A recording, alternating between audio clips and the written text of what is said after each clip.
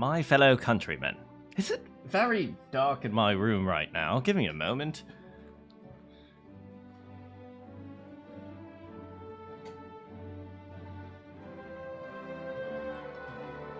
My fellow countrymen, it has been a particularly rough day. Things are not going my way. But when do they ever? When you need to pay rent. You see, since the beginning of time, there has been one particularly difficult path. It is to live with a roof over your head. And so, we must find a way to pay for our loft so that we can sleep at night. Hello, everybody. My name is Manakyn. Welcome to the stream. It's been a bit of a rough day. It has actually been a bit of a rough day. Shut up, we're not graduating right now. It has been a bit of a rough day, but thanks for hanging out with me today. Sorry I'm a little bit late.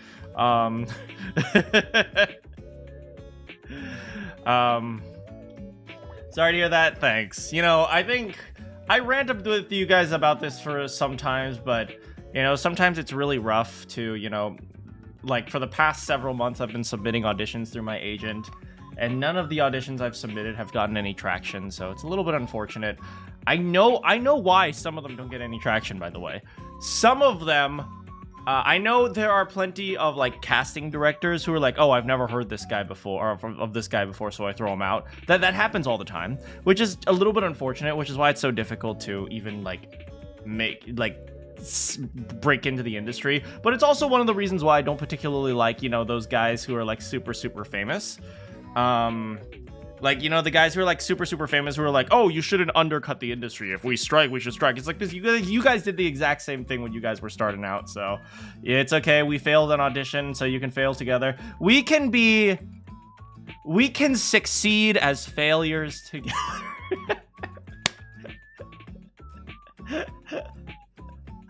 The callback went poorly. I'm sorry to hear that, man, but you know, sometimes it's not as obvious. Like, even if you didn't get the part, sometimes it doesn't necessarily mean like you did terribly in the callback. Sometimes it just means like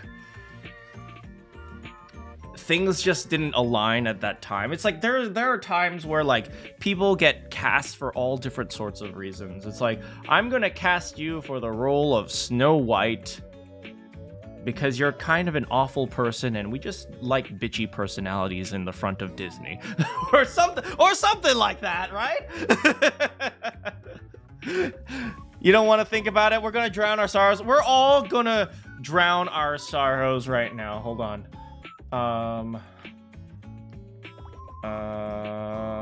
Sad violin music. Hold on, give me a moment, guys. No copyright.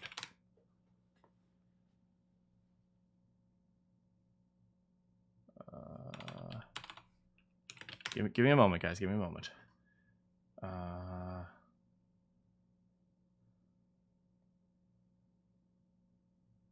That's an advertisement for Wix.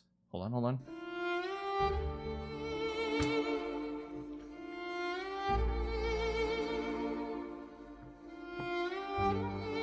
Why does it even matter anymore? I can't feed Iris. I can't pay rent. What's the point? What's the point? What's the point of life?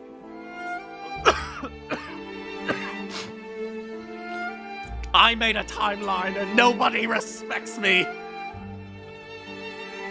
I spent an hour making a timeline, and all I got was Boomer doesn't know how to use Microsoft Paint. What's the point?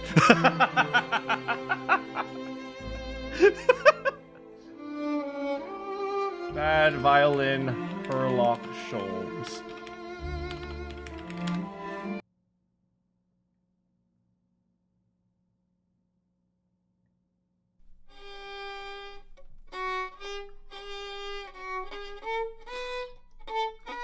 no matter how I try. I cannot find any level of success. What is the point?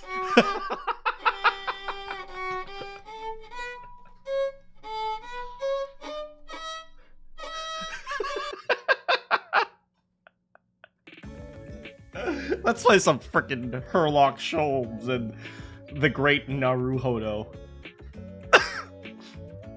Iris keeps stealing Sholmes' lunch money. I'm bullied by a 10-year-old girl. Also, did I say hi? Who did I say hi to? Hello, Randy. Hello, Raph. Hello, Kioma. Hello! Hello, Sams. Hello, Bowser. Hello. I think I got everyone for now, but if I didn't get everyone, just scream. And maybe I'll think about listening to you. Anyway.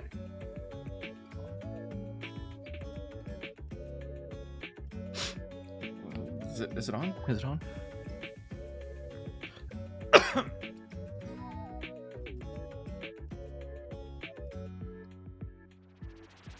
Here we go. Can you scream? You can scream, but only very lightly. You have to scream in lowercase letters.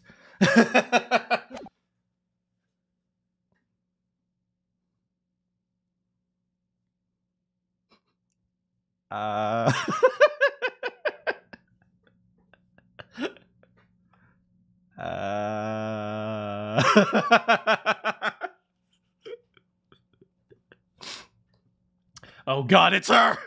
It's her!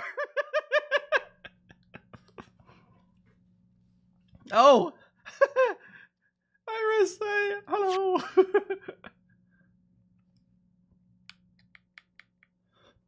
Yeah, last time we were finding out. So, last time... It's Iris. Last time, we were investigating the case of Gregson's disappearance and his death, and also the disappearance of Mr. Daily Vigil. And it turns out I was right, as usual. I'm just saying, trust the process. Yeah, so Daily Vigil turned out to be Gossip, and Gossip turned out to be Daily Vigil, and it turns out he was kidnapped by these two red bros, and Peppino is the best. Master Peppino, I've implemented our crime syndicate. And yeah, and now Iris is here to cheer us up, and it turns out 10 years ago, Daily Vigil, he flubbed the he was accused of flubbing the execution of the professor, and then he tried to kill himself. That's kind of sad.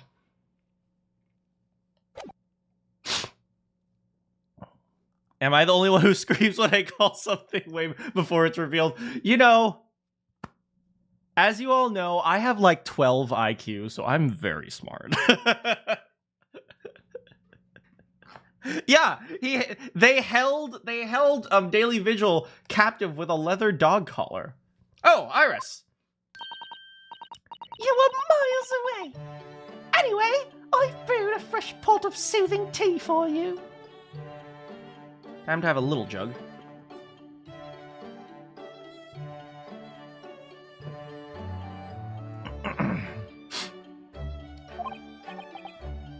Oh, thank you. You need 13 IQ to see the future. Well, maybe I don't really see the future then. Seeing the future is meant to be... Well, I mean, I'm pretty good at seeing the future too.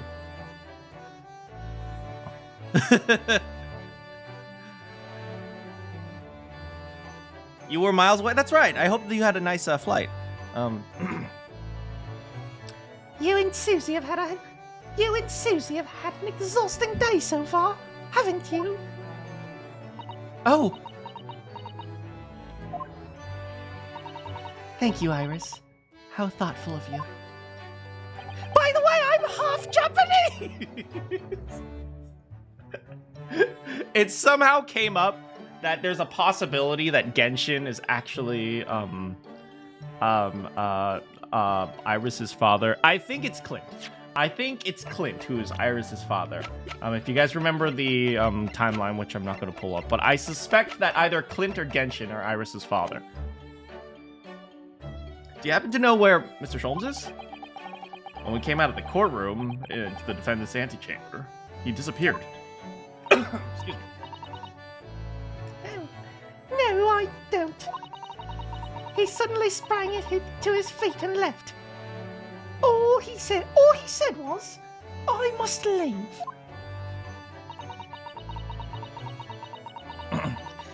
I wonder if he's pursuing the mystery of Inspector Gregson's death. Excuse me. Well, you don't know what Hurley's always saying, don't you? Well, don't you? What? What's wrong with me? Iris poisoned me. You know what Hurley's always saying, don't you? There are mysteries in this world that should perhaps never be solved. For the construction of a solution only comes at the expense of the destruction of something else. What does that mean? He knows very well that when you open someone else's old wounds, you often open your own too. But he just can't take his own advice and leave well alone. Solving mysteries is too important for him. That's so true.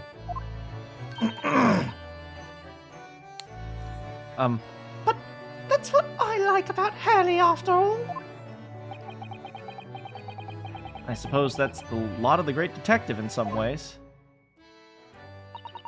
So then, let's commit crime, Ryuno. What? I mean, let's have tea, and then I'll give you a hand. Do you have time, Iris? Yes, I finished this month's manuscript like last, with barely a day to spare before the deadline. She's 10 and she's already thinking about deadlines. No wonder she turned to a life of crime. Oh, I'm so looking forward to it. A brand new story to read in The Adventure of Sherlock Holmes. You know, I always hide Hurley's violin the days before I have a deadline.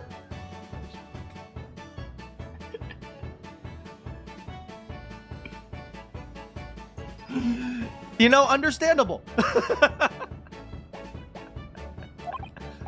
Oh, man. You do? Poor Mr. Scholl. I'm sure that's very wise, Iris. How sensible of you.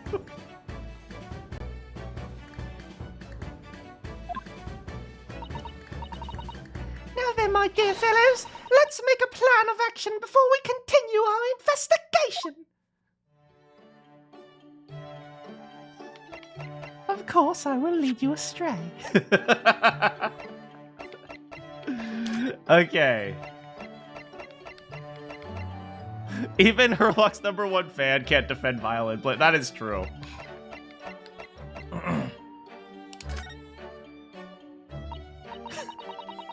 I mean, let's be real here. Iris is probably the one paying the rent, so Iris probably has every right to kick Herlock out. So, how did it go in court this morning? Well, we still don't know the truth about what happened, but one thing's increasingly clear. Lord Van Zeeks definitely didn't do it. Oh, goody! Yes, that's right. We managed to uncover several new facts as well. Really? And there was another development too. Kazuma.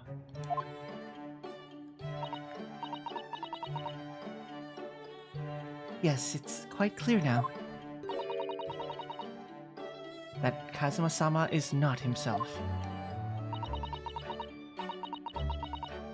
The way he's acting, it's almost as if he's...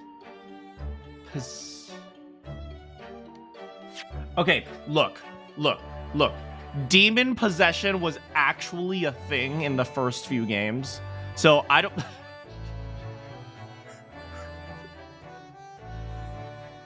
I'm just saying, I'm just saying, for this series, that is actually not out of the question.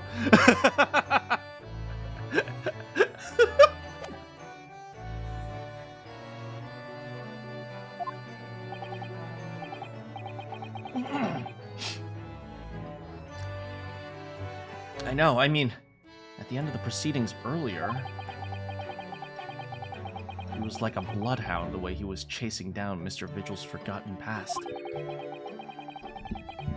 He's not normally so mercilessly persistent.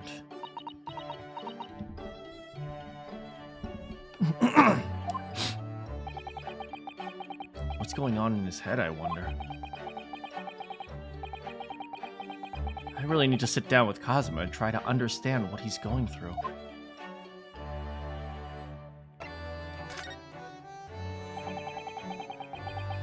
Yeah, I've only played the trilogy Apollo Justice and then British Phoenix #1, so if Demon Possession actually happens in the last 2 games, I don't know about that yet. But Ace Attorney, I mean, let's be real here. Lil Pearl, who's like 8 years old, can transform into a fully grown man. Okay? It's like, anything is possible in this game. If Gregson was really murdered the day before his body was discovered, Lord Van Zieks has to be innocent. The day before? Well, that should be easy enough to work out just by examining the corpse, surely. Yes, you would expect so. But, curiously, no time of death was included in the autopsy report. That is curious. There are still unanswered questions about Lord Van Zieks, though, aren't there? Do you mean... I mean, what was he doing on Fresno Street that day? Well, according to the man's testimony, he said he was investigating Inspector Gregson. And it turns out that little room was actually the inspector's secret office. Oh, that sounds like it has all the makings of a wonderfully devilish plot. Sherlock Holmes and the 3 Gregsons. But then, why was the notice board covered in papers? Papers that linked to the Reaper. I'm starting to get a bad feeling about this. Oh dear. That sounds more like something horribly devilish. We must start by looking into Inspector Gregson's movements.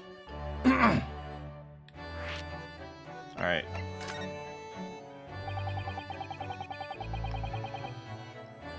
It was kind of possession and kind of not. I mean, they did in Ace Attorney #2, they did say that if a spirit medium wasn't experienced, the spirit could take advantage of the medium's body. That sounds really weird, but I think you know what I mean.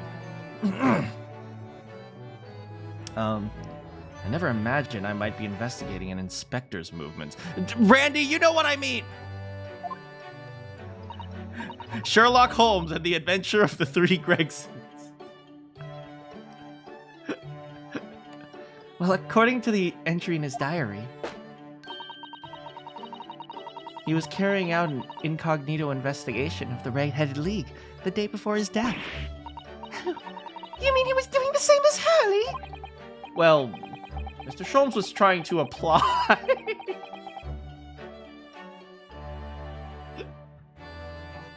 Look, rent is expensive.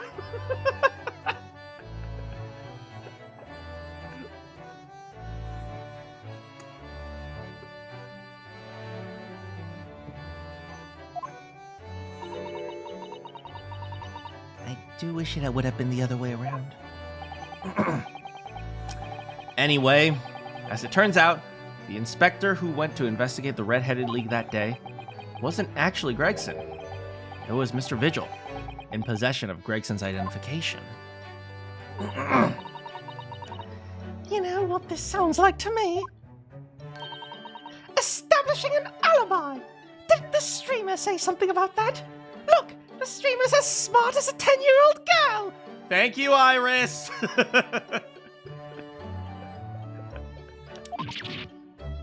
Oh my. Yes, you're absolutely right, Iris. The streamer is as smart as a 10-year-old girl.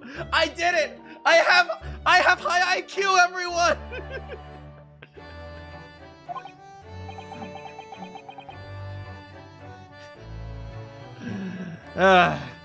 Man, I think juror number 2 might enjoy, you know, writing a little fan fiction about her husband in jail. But why would Gregson need an alibi? It would appear that the inspector had something to do he wished to keep secret. I don't believe it. I always thought he was just a harmless lover of fish and chips. But perhaps they were seasoned with something a little bit more potent than salt and vinegar. No! He used ketchup! No! Ketchup is taboo on fish and chips!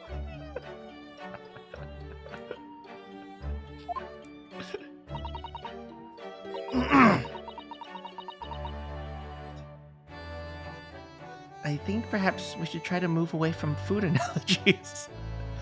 Oh no! Mayonnaise!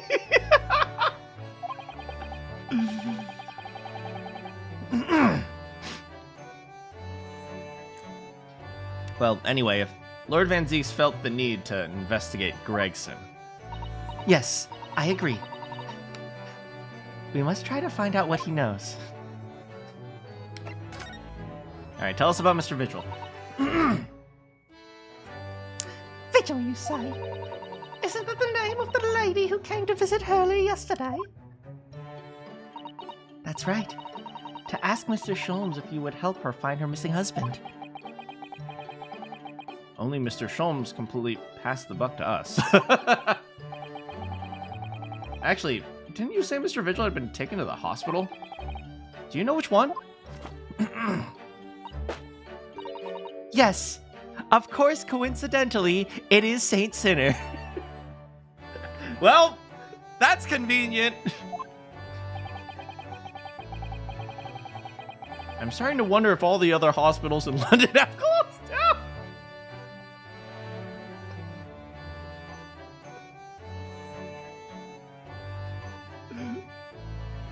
Oh, man. Hey, how's it going, Will? It could have been Bart's. No, St. Bartholomew's is only open for one day a year. Specifically for Miss Green.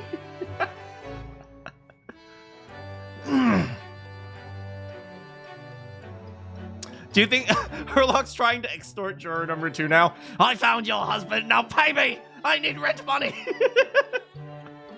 On a clinic, oh no! But that's amazing, Runo! You found the lady's husband already. Well, I suppose I have. By accident.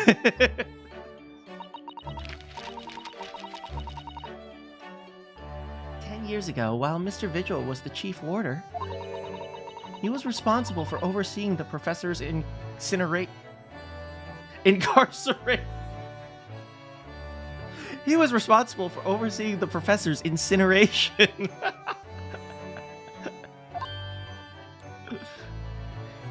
No.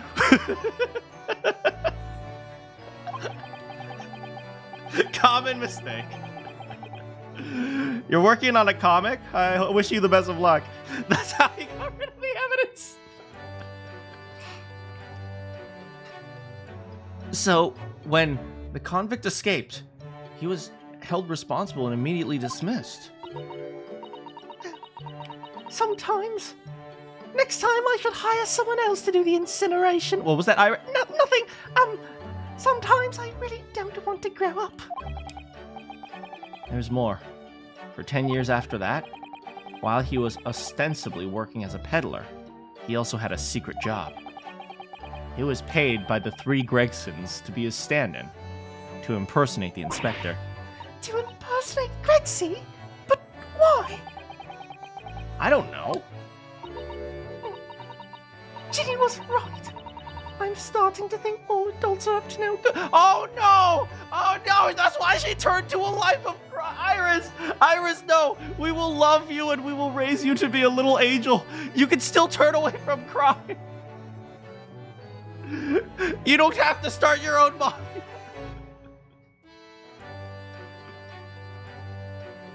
I thought Vigil was one of the... He is one of the three Gregsons. Gina, Tobias, and Vigil.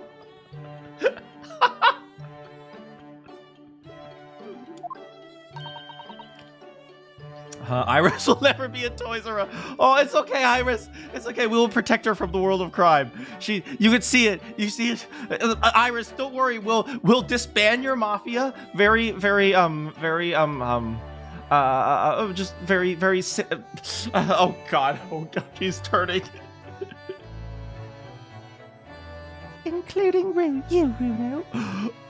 She's on to us. Oh God. Iris, don't hurt us, please.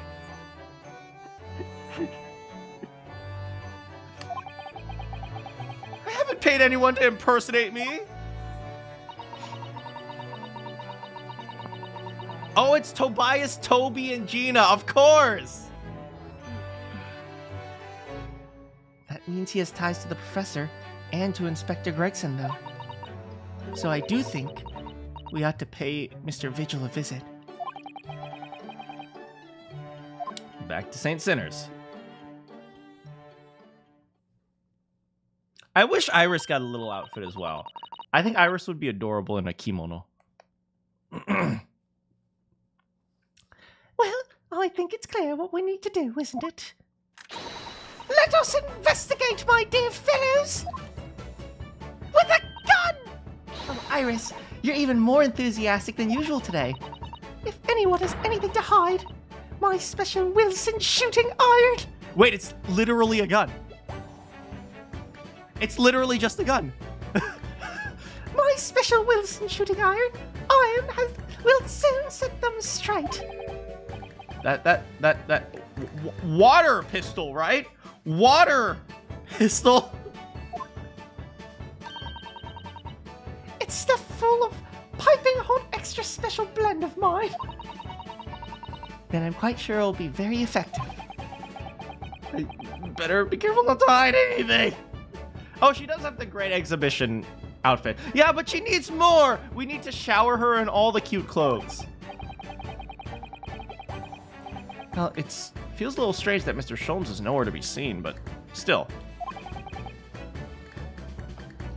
Iris made everyone else's outfits. I mean, let's be fair here. Do you think Herlock Sholmes actually dresses himself in the morning? No. He walks out the door in his freaking, like, long johns. Harley, put on some clothes before you leave! Yes! Like, Herlock Sholmes has the mentality of, like, a 6-year-old. Let's be real here. Iris is the parent. What are we doing? All right, moving.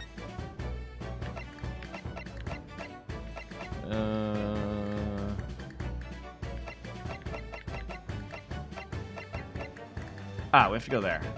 But first, I guess we should go here first.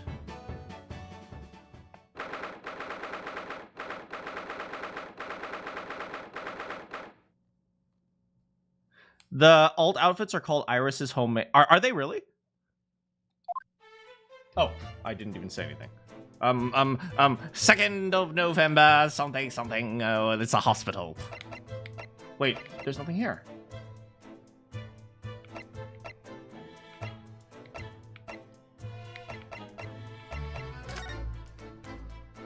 I guess we should investigate.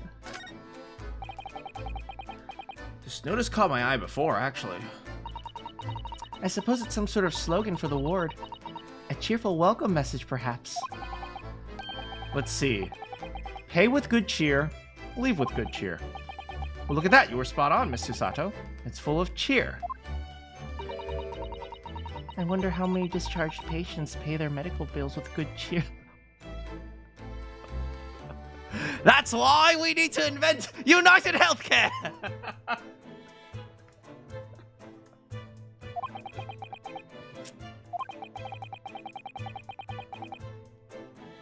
Once I had to have a very painful injection when I fell ill with a cold. It felt awful already. Why did I have to suffer the sting of the injection as well as the bill? I yelled at the doctor. Oh dear. What terrible treatment.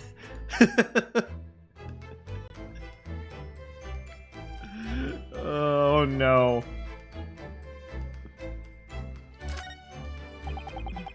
This must be the patient's treatment notes. Let's see. Tendency to jump from windows. Remember to place cushion at the base of wall outside.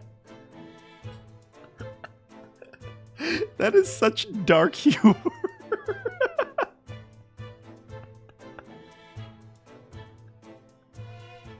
Oh my god.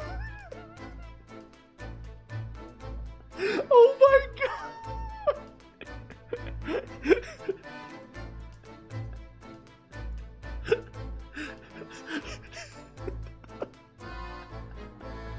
I know I'm laughing, but I'm partially crying too. You like the gag that Rio... Doesn't Phoenix also hate hospitals? It's actually very... It's very fitting. Rio is an anti-vaxxer. Don't you... I mean, let's be real here. At this age, everyone would be skeptical of vaccines, right? Don't you hate it when you jump out of a window once, and now you're the guy who jumped out of the window? That one certainly didn't fall flat on... I hate it. Get out! Ah! Aren't we a story up from the ground here? Story is spelled with an EY. That must be the British spelling. Get out of here, Brits. Oh dear. Poor Mr. Vigil. I can't help but feel there's a better solution to the problem than a cushion. Finding something you'd lost isn't always a happy experience, it turns out. Pursuing the truth can be a dark business, can't it? Yes. I'm afraid it can. He's not here. Hey, look, this cabinet looks surprisingly similar to the one that Miss Green claims that she got medicine out of. Oh, crutches. My patient treatment notes. What do these say? Endlessly obliging?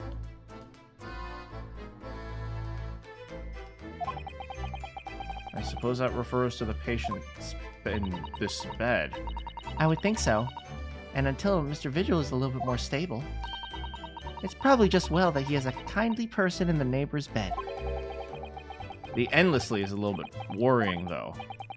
I mean, what if Mr. Vigil suddenly declared he'd like to take a trip out of the window? Would this endlessly... Oh, endlessly obliging. Endlessly obliging patient simply open it for him and say, "Be my guest." Let's check with the doctor later. That's how you spell obliging. Ah, look, a pair of crutches. Before we came to Britain, I hadn't realized they were used here as well. I imagine they were imported to Japan from Great Britain in the first place. Oh, so no one in all of Japan broke a leg before their arrival? Anyway, the sight of these doesn't bring back good memories for me. Oh dear. Did you injure yourself once and need to use some? When I was little, I thought they looked like fun, so I borrowed a pair to play with. But then I slipped and sprained my ankle. I see. That's literally the opposite of what they're supposed to be used for. They contain powerful magic, those wooden stabs. The power to heal. The power to harm.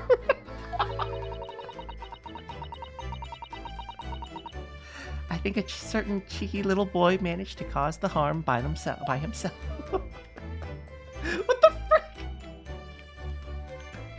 Is that it? There's nothing here. It told us to come here, but there's nothing here. I guess we should maybe come back later and hopefully find him.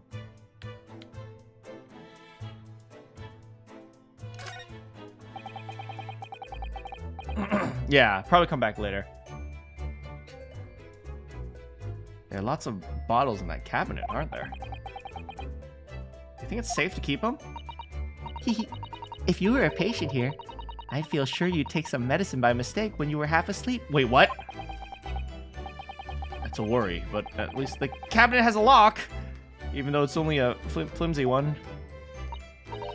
Oh, I've no doubt you'd manage to unlock that while you were half asleep as well. There are limits to what I can do when I'm half asleep, you know, Mr. Sato. Alright, let's get out of here. Alright, so...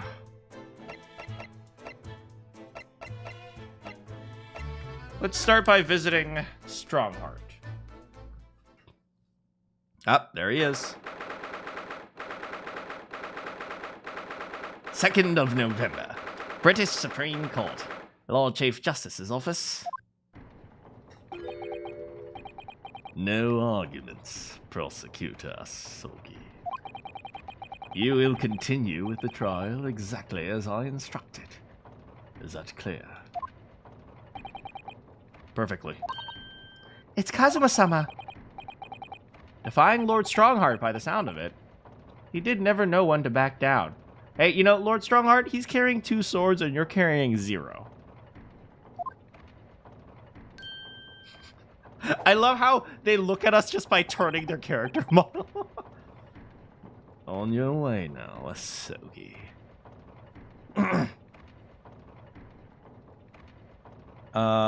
Last time I tried to present the Red-Headed League article to Strongheart. I'll try to do it again.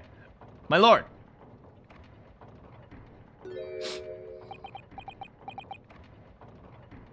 What's up, BFF?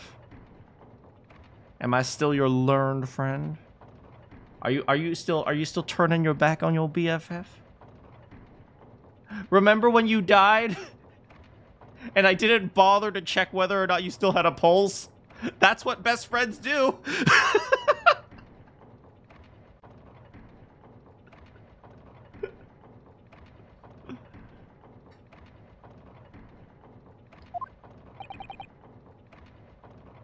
Hey, Kazuma.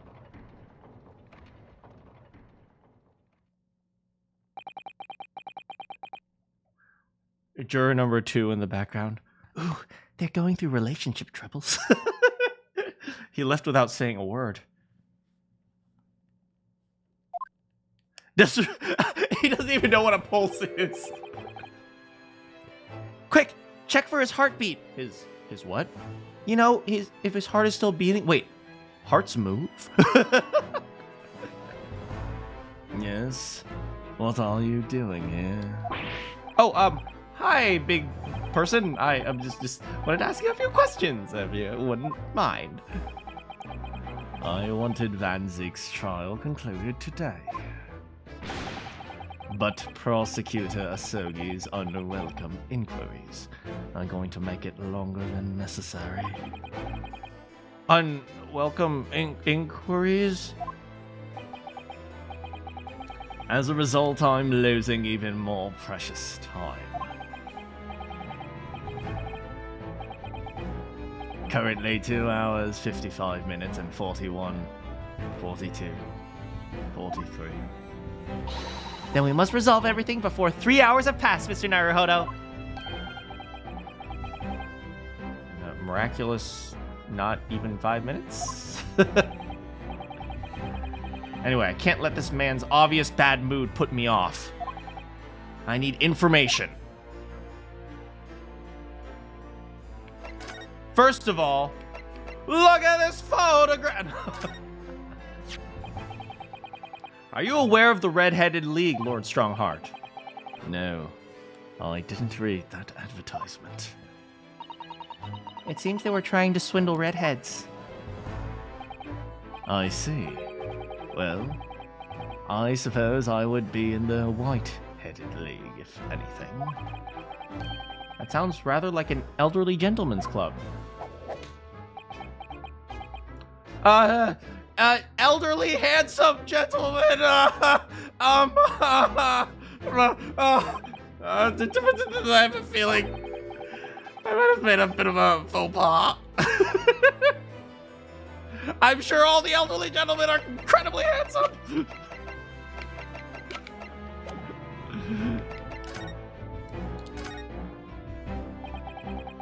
Does Prosecutor Asogi believe that Lord Van Zeeks is the Reaper? I wouldn't know. It was 10 years ago in the faithful closed trial that Lord Van Zeeks made a name for himself among the judiciary. But the next trial he fought, he lost. It meant the ringleader of a criminal organization was acquitted, thanks to all the jurors being under duress. I mean, you can't beat a jury under duress. Let's be real here, right? If the evidence is, if you don't say I'm not guilty, you die. If that was the evidence, there's no beating that. It's like, unless you have like a really, really strong witness protection program, which, let's be real here, in this day and age, they absolutely didn't. So you can't really blame Van Zeeks for that.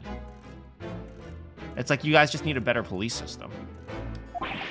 But that's awful. The man's freedom was short-lived. It lasted just 3 days. Yes. Let me see. He died in a rock slide at the place of his work, I believe. Correct. That was the inauguration of the Reaper of the Bailey. We played pomp and circumstance and everything. Da da da da da da da, and people da da da da, and then the people da da. Thank you, Lord Strongheart. And people believed Lord Van Zeeks was responsible. He was brought to trial himself. It was shown to have been an accident. So he must have had a solid alibi then. Nevertheless, the mysterious deaths continued. In total, 16 persons perished in unusual circumstances, ostensibly at the hand of the Reaper. That's a long run of coincidences. Can you guys imagine an actual coincidence like this? Can you imagine if there was like, this actually happened and it actually was a coincidence in real life? Not a single person would believe it. Instead of yes, he goes da da da da. Well, I mean, da is Russian, right? Da. Yeah. I miss Biff Stroganoff. Biff Strongheart. I miss Biff Stroganoff. I liked him. He seemed like a loyal guy, even though he was a little bit mean. The Reaper's true identity may well be revealed by this trial. And the impact that revelation would have on the British public cannot be understated. Is that why it's a closed trial? Precisely.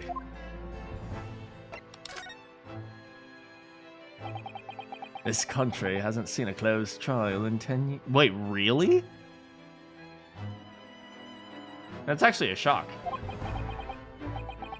So the last one was the professors? The trial of Genshin Impact Asogi? Correct. He brought gotcha to this country, and so he must be punished. Actually, we heard that originally you were going to prosecute the trial yourself. Van Zeeks entreated me to relinquish the prosecution to him, that he might avenge his brother's death. Wait, so are we saying Iris is the Reaper? Crime cannot go unpunished, and so, to end crime, I will be a criminal.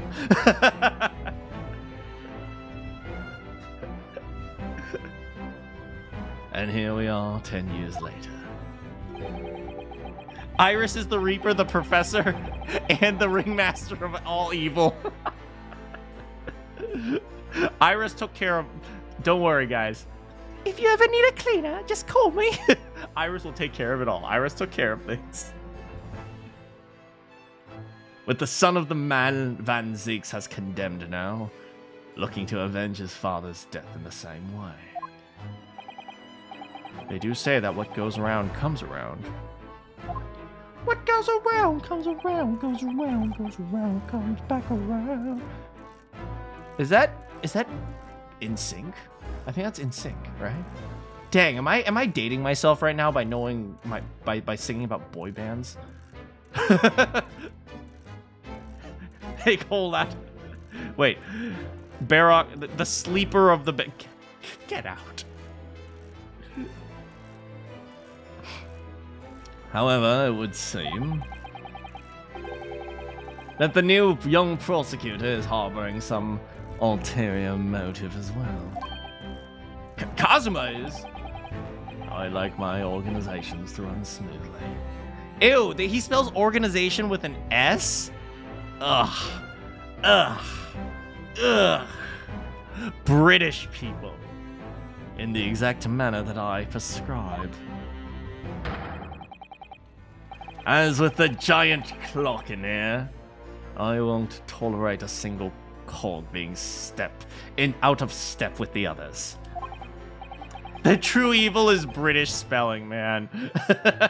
NSYNC was in the 90s, so not that... Okay, good. I'm very young, as you know. If the young man refuses to mesh with the other parts of my great machine, I will be forced to take steps. What do you mean? Not something which you will concern yourself. In any case, all your questions will be answered tomorrow. I see.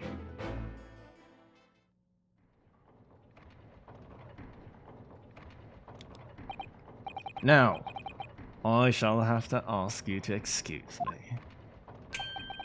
As of this moment, I've been delayed from attending my next meeting by precisely 3 hours.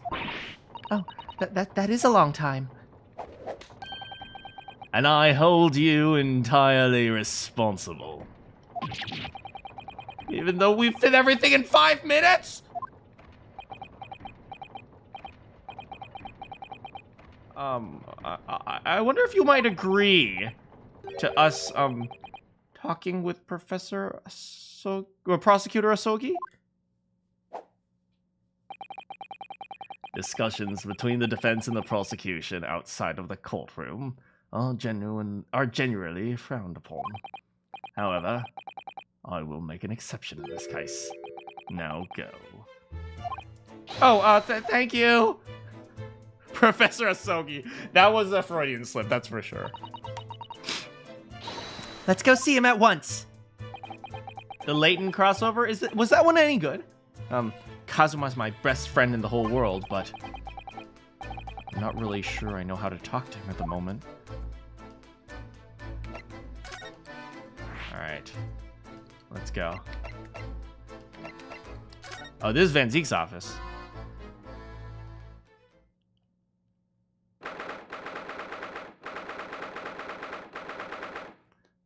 Second of November. Prosecutor's office. You come in and there's a big poster of Naruhodo instead of with hearts on them.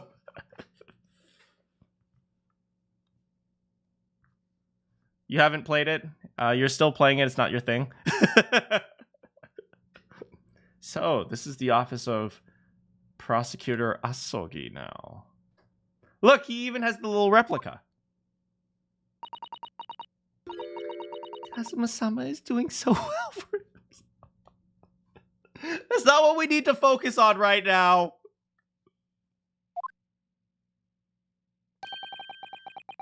Even though he's always forced to kneel on the floor Japanese style in the dark corner.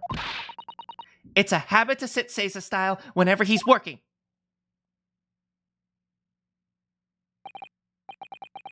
It looks like our journey here was wasted. Prosecutor appears to be out. Perhaps we should discuss things with another prosecutor we know first. Hold on, I want to see if the chess pieces have moved. If you guys remember, in Miles Edgeworth's office, there are chess pieces that are red and blue, and one of them happens to have spiky hair. Yeah, be careful of the back seating, guys. Thanks so much, Randy. What do we have here? Mr. Naruhodo, it would be very underhanded to glean information from Kazuma's. I'm just playing chess, girl! We should wait until he's here before we start nosing around. Girl. I will try to hit you and you will flip me. So you know what? I take it back. You're right.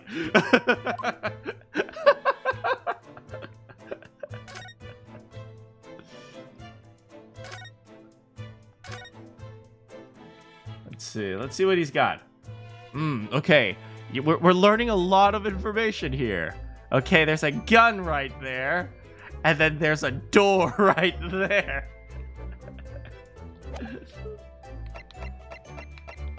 How would he distinguish? I mean, his piece would have a sword. I don't know. What would Ryunosuke Naruhodo's thing be? I don't know. He doesn't have as distinguishing hair as like Phoenix. Okay, let's see. Justice, Sholmes is there. Let's go to the prison.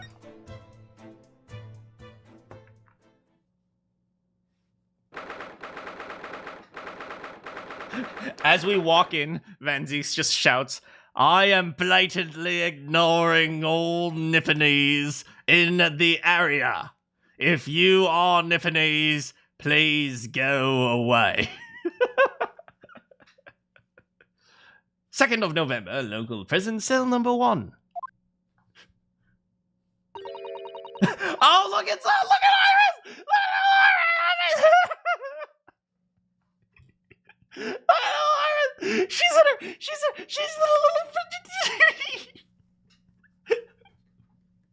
This is why she'll never be caught, because she's too adorable. Lord Van Zieks is reading. Look. He doesn't seem like he wants visitors, does he? But he must have noticed we're here, surely.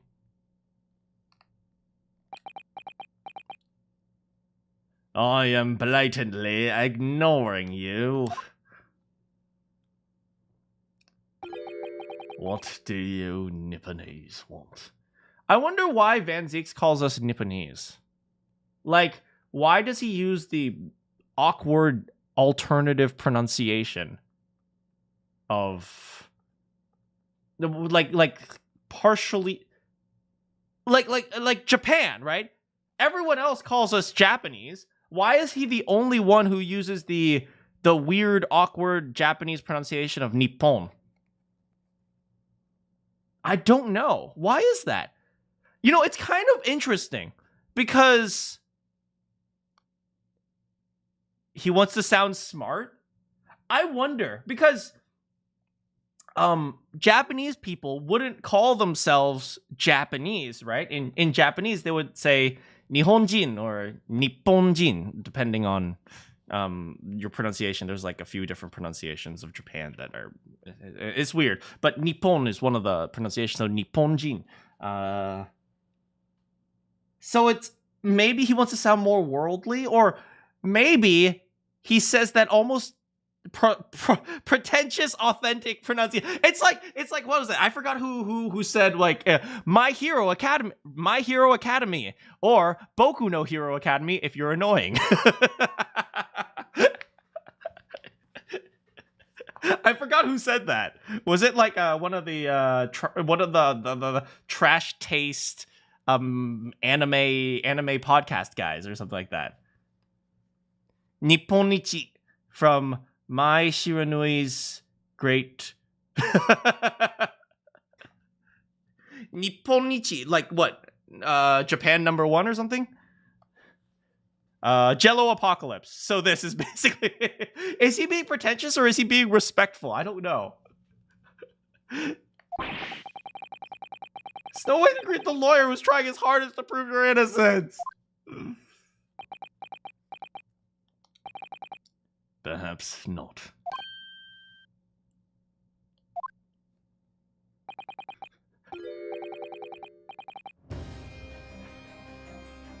I apologize. So, what can I do for you, Mr. Excuse me, Naruhodo-san?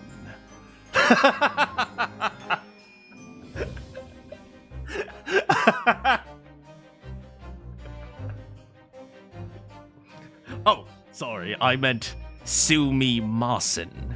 What can I do for you? Is Van Zeke slowly becoming a weeb? Oh, God.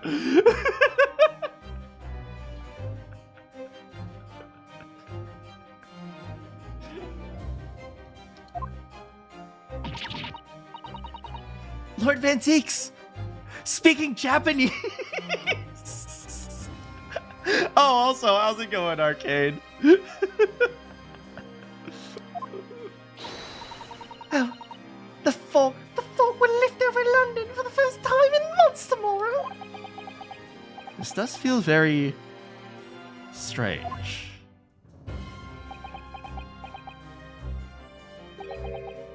I must say I was impressed. Sugoi desune.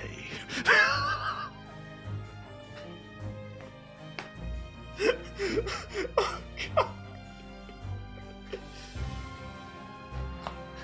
Yes, I do speak Japanese. I didn't learn it because I like anime or anything. I just happened to learn it, that's all.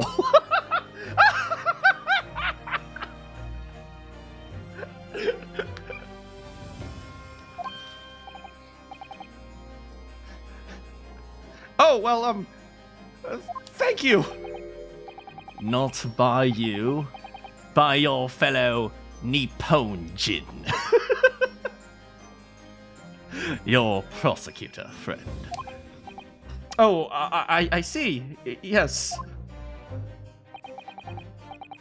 It's sardonic, don't you think? For a man such as me, so loathing of the Nipponjin, to be entirely at the mercy of you two. I suppose. It's retribution for having played the part of the Reaper all these years. When Van Zeke says Naruhodo, is he saying our name or agreeing? Naruhodo. Yes, okay, great. No, Naruhodo. Yes, I agree as well.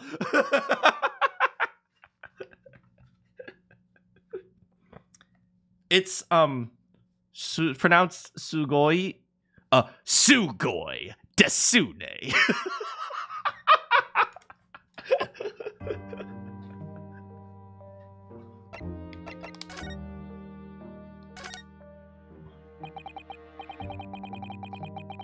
See, oh! That's why he hates the Japanese. Because the British people made fun of him for being a weeb.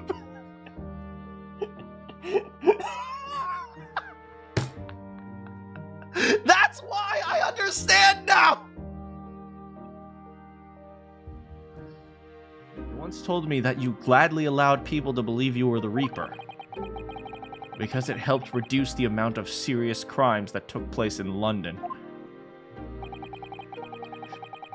They made fun of him for his pronunciation. No, the Japanese would never do that. If anything, it's the British who would. Certified weeb. Desu ni Miku.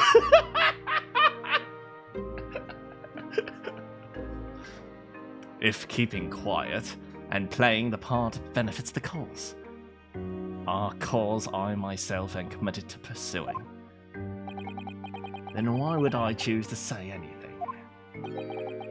But the henchman of a criminal killed by the Reaper attacked you the other day. And that was just the most recent of many attempts on your life.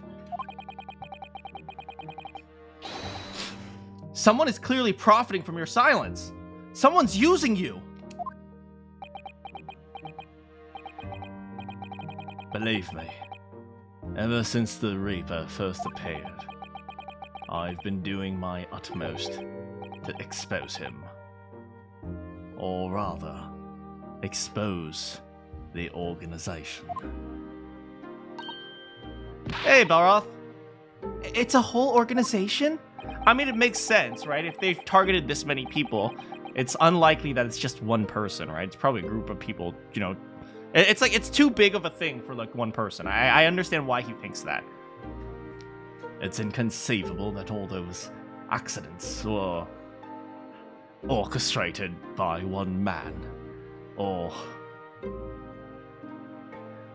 as you Nipponese would say, Hitori Janai.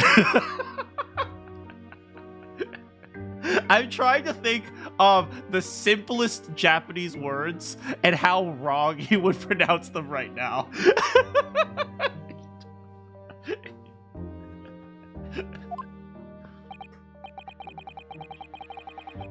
No, the Reaper always appears to have very accurate information about the accused in each case. Which can only mean that somebody at Scotland Yard is involved. Someone at... You can't mean...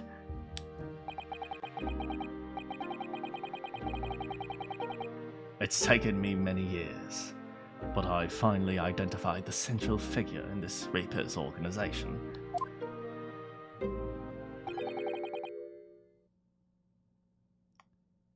Tobias Gregson.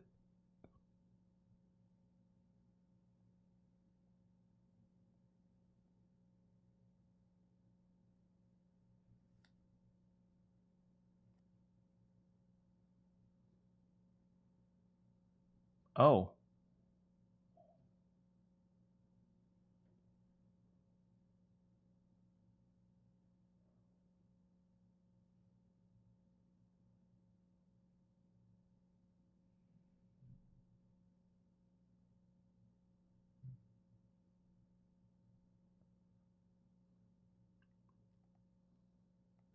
Hey, Vanzeeks, why do you make that pose? It's because JoJo is cool, okay?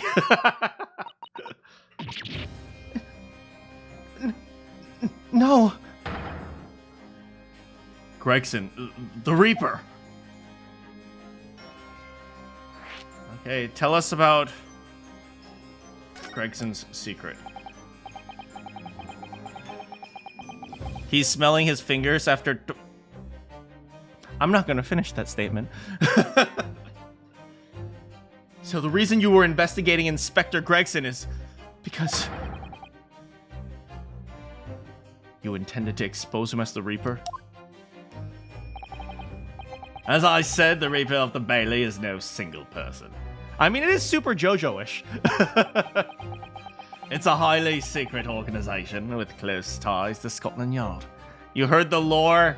This is an insane lore dump. But there's no doubt, Gregson was a key member in the organization. I don't believe it. Okay. Let's think about this. Does this also mean... Oh, wait, what about the list?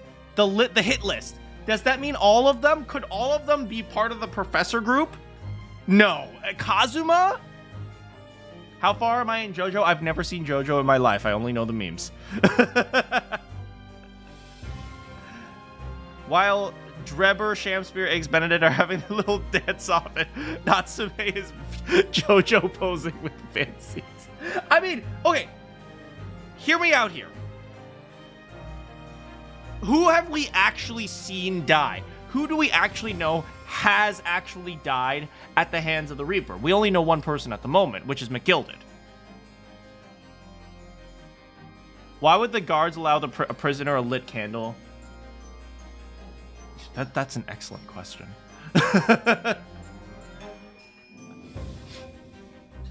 Do you happen to have fire?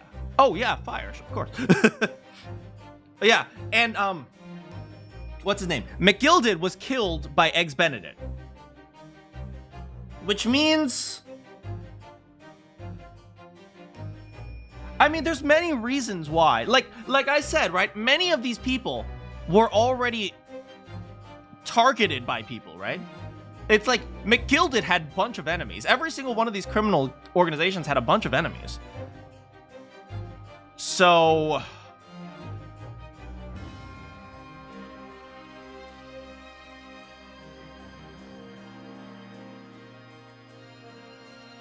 watch this get explained. No, not this time. Not this time. Okay, so Eggs Benedict. Could it be that Eggs Benedict was like coerced into killing McGilded? I mean, it's possible. He already hated McGilded, so maybe all he needed was a little bit of pushing from like Gregson, if Gregson really is a member of the Reapers. I'm gonna call it the Reapers, a Reapers with an S, if it's multiple people. Wasn't it just for revenge? I mean, it could have been just for revenge, right? But it could be that someone from the Reapers was, you know, coerced him into doing it.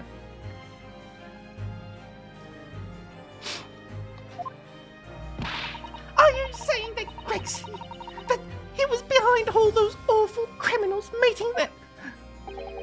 Gregson didn't do the dirty work himself. Oh. He was the tactician. His job was to covertly investigate the marks and plot their assassinations. In order to do that without arousing suspicion, he regularly needed a firm alibi. And that's why he thinks he used what's his name? What's his name? That's why he used Vigil. Which is where Mr. Vigil came in, posing as the inspector. Hey, Mystery. Vigil knows nothing of the Reaper. But the room he rents on Fresno Street was almost certainly the headquarters of the operation. Sorry, I mean huge ass. You're right. Gregson would have met the assassin there for briefings. So we don't actually know who carried out the killings then. Actually, I do have a Namaye, as you Nipponese would say. You what? If you can name the man, you have the true identity of the Reaper. Oh, if I can name the woman. It was a big, strong woman. Oh? She's a young woman by the name of Asa.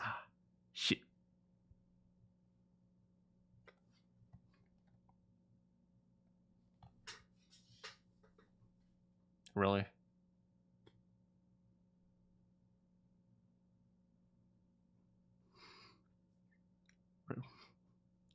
Real?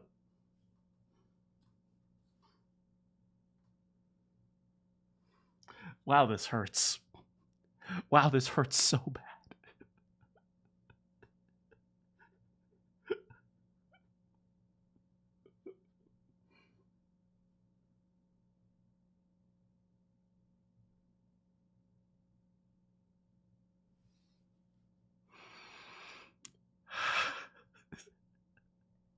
You waited so long. I hate this. I hate this so much. And the timeline, it's falling apart.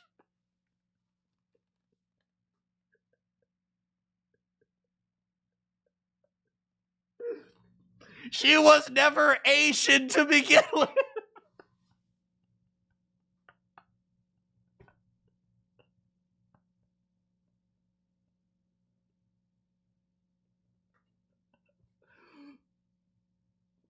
I hate this. I hate this.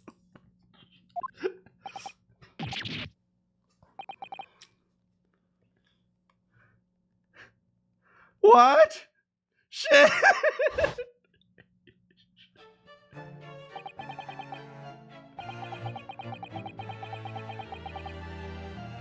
She was truly an assassin all along. Look at that beautiful smile.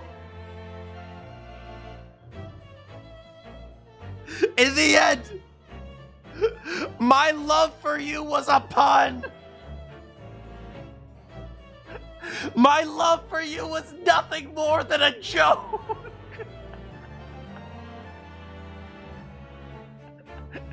I was just a punchline!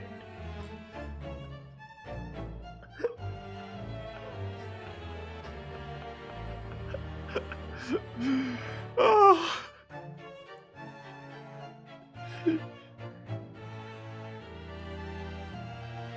Oh, you guys.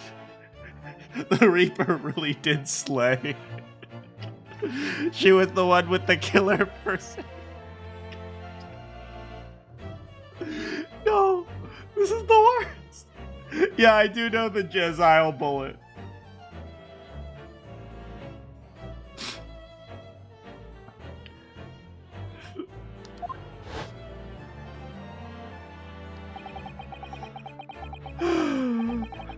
The pun is identical in Japanese. Was it what, like Satsujin or what? What's the name in Japanese? Or was it really just Assassin? Assassin 8. Assassin 8.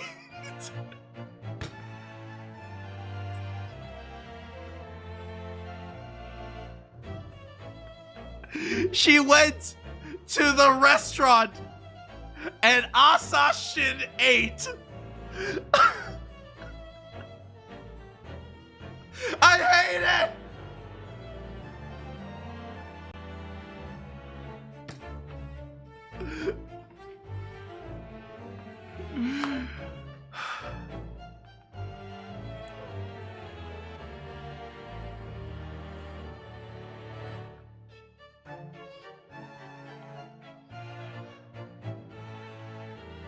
It's an sashin. Oh, so it's a sashin.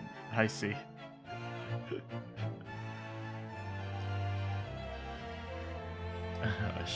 She came to Japan posing as a visiting student and murdered Dr. Wilson. Oh, crap! Shh, don't say anything in front of Iris.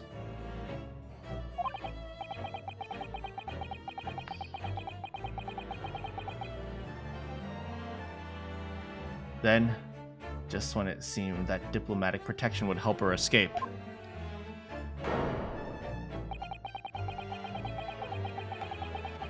Sashin was the fan translation. There's a fan translation? I guess the fan translation came out before the official translation. The mysterious woman was herself murdered in a small summer beach hut.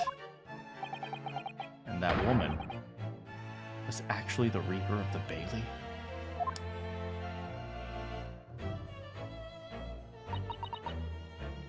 Mr. Naruhodo, perhaps this isn't the place to discuss Eyes, Iris. No, of course not. Of course not. We can't mention that here. The fact that she killed... Wait! Naruhodo, you think out loud! Stop thinking! Stop thinking with the blue text! Because Iris doesn't know! And it's very likely the man was her Did you say something, Runo? No! Oh, look! Is this your famous blue text?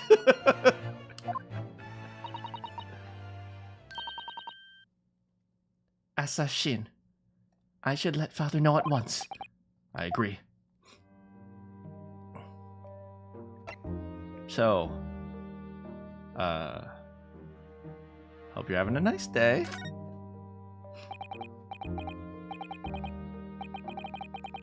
Kazuma, isn't it?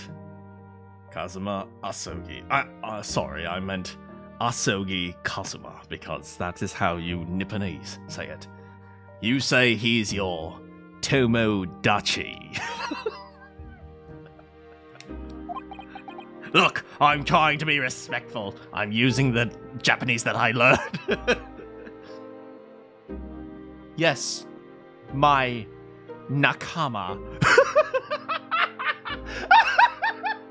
I'm so sorry.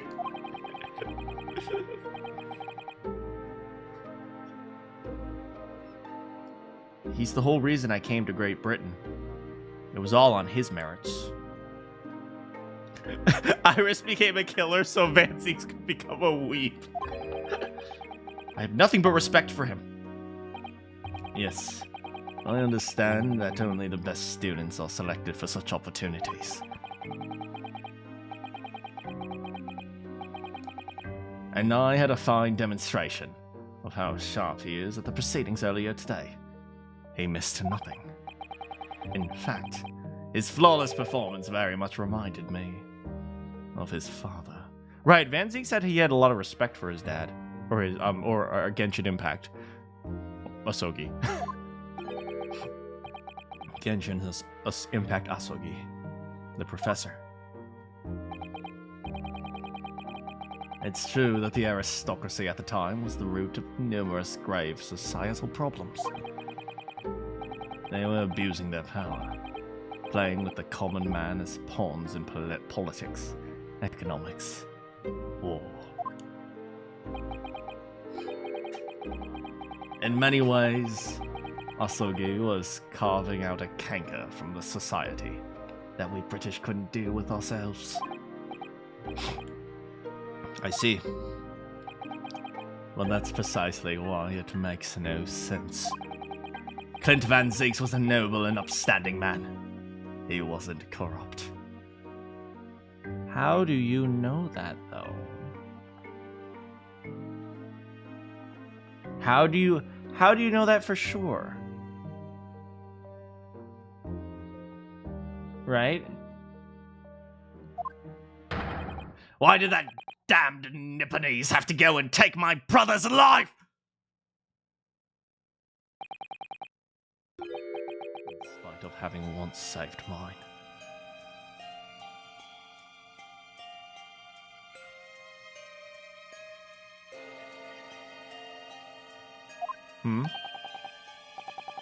He saved your life.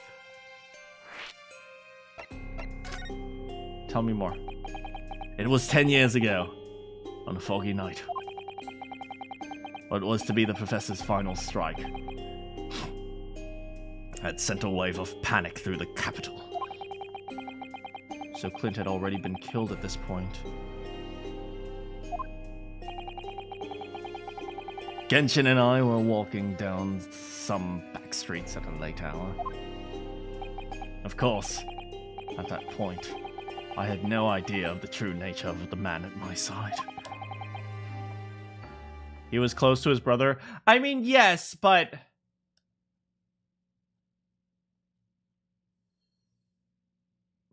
I don't know, man. Maybe he was close to his brother, but...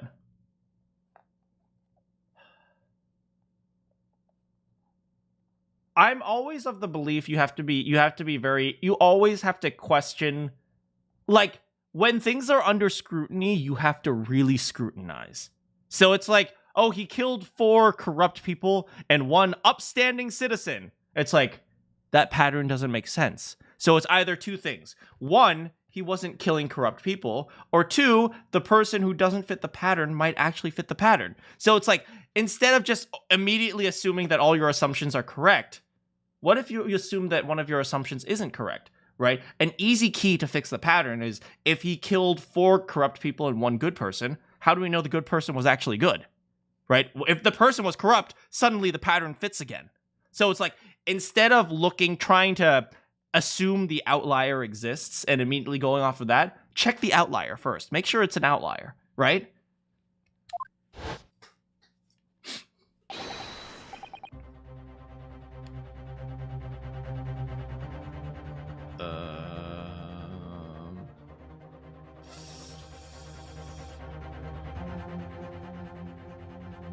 Hey, don't make a peep. You're coming with us.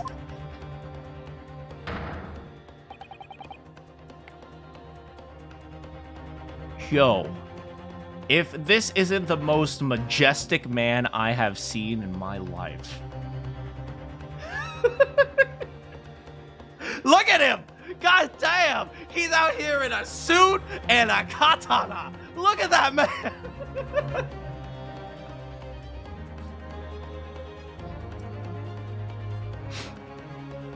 Look, these guys, they walking up to Van Zeke, she's like, hey, don't make a peep. You're coming with us. And then Van Zeke steps forward. Genshin puts out his hand. He's like, yeah, I'll take care of this. Oi! Kagatte koi yo!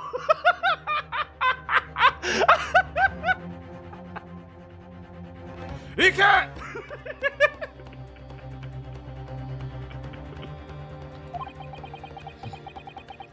All of our assailants were armed with pistols, their faces obscured by scarves. And yet every time they fired a bullet, that bullet was sliced in half. I didn't even see the sword move. But somehow, all their bullets were cut to pieces. And every single time I looked back at Genshin, he was just sheathing his sword again.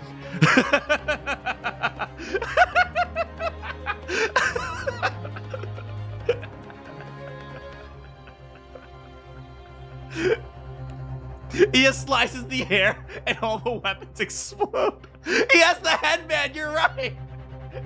Yo. I take it all back. Clearly this man is not the professor. He's clearly the protagonist. Okay, let's be real here. He's from the Metal Gear universe. There's a canon reason for the headband? I mean, is there? Like, is there actually a canon reason for the headband? I mean, maybe it's probably just in the lore or something, but god damn, if this man ain't majestic.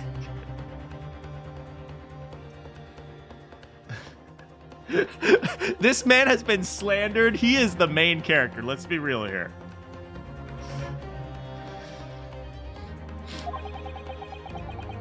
Clint was not only from noble heritage, he was a brilliant prosecutor as well.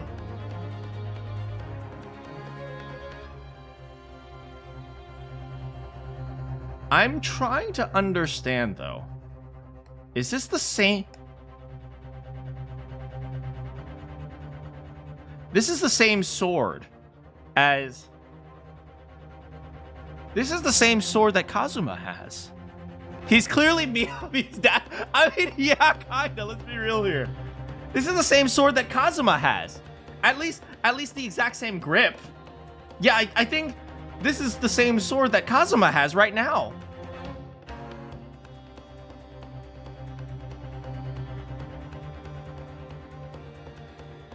Dang.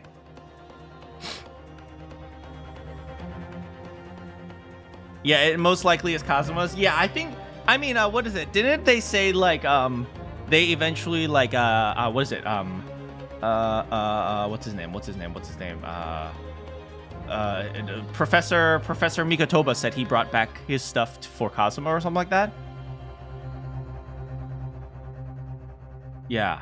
It was sent to Japan, yeah. Like, Mikotoba brought it back for him. Also, can we just point out how freaking crazy his wedding ring is? Wait, he's married, right? I think he's married. Well, I mean, he has a kid, so he's probably married. Look at it's like a demon ring. Do you guys see that? That's like, this is not my wedding ring. This is the demon I keep inside. This is such main character energy right now.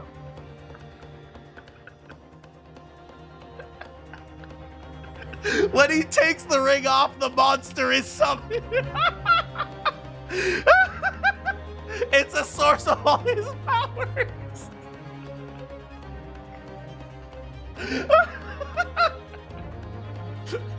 He's like, Baroque, turn away. I don't want you to see that.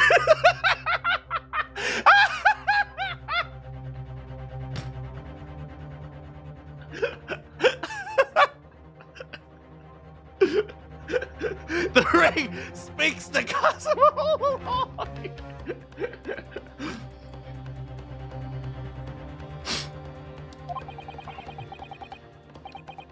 The scum of London hated the sight of him, and they had no sympathy for his younger brother either. I'd been targeted several times before.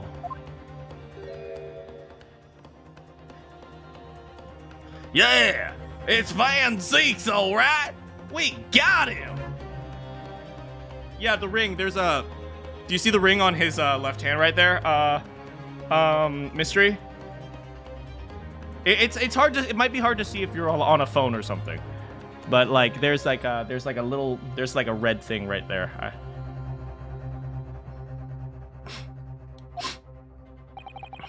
I could hear them murmuring amongst themselves. I knew they were after me. But just when my time had come.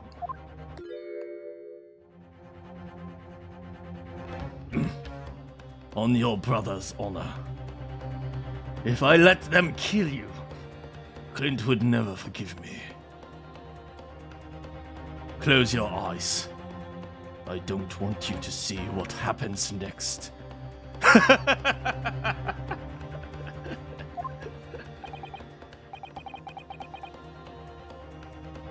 It was Asogi's voice.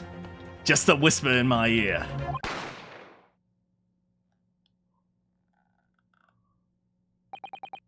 After that, I don't remember exactly what happened. The next thing I knew, there was silence all around. Genshin lay on the cobbled street. Blood was seeping from his left hand. He shielded me. See. Blood was coming from his left hand, right? The one with the ring. It wasn't the bad guys who the blood was from. It was from the demon that was.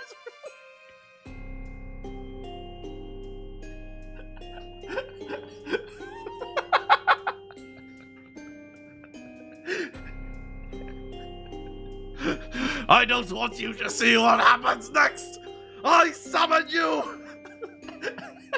It's like a persona. Persona!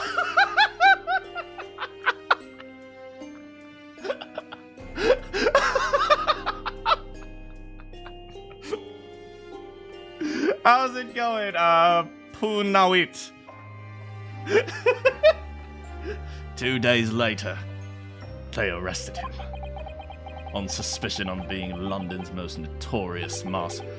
It's... Okay, look.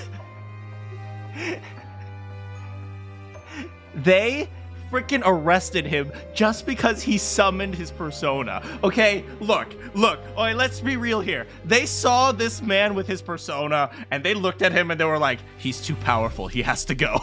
Okay, let's be real here. It was all a setup.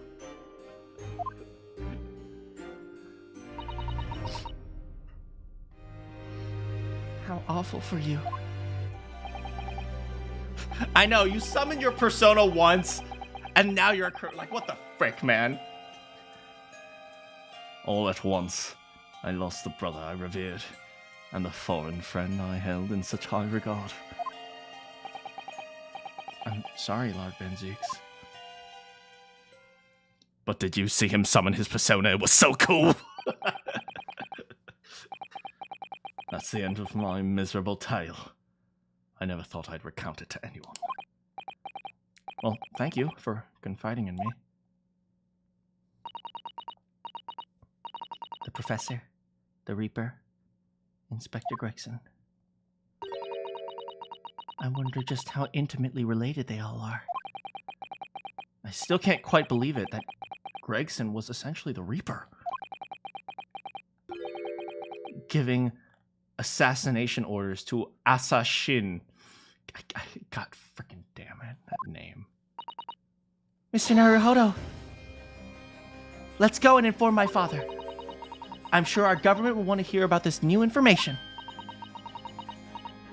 Oh, that means I get to see your daddy, Susie.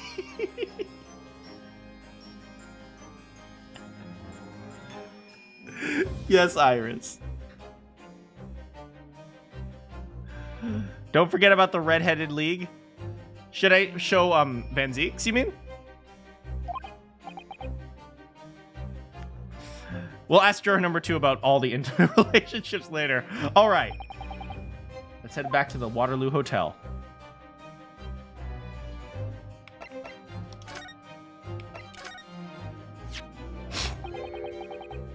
It's not for me. That's not why I was showing you this.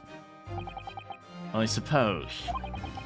If it was a black-headed league, you would have no hesitation. None whatsoever! Sadly, my own hair could no more be described as black as it could red.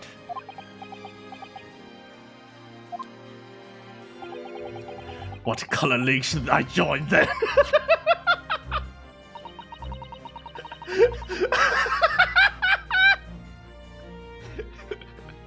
People are troubled by the most unexpected problems at times.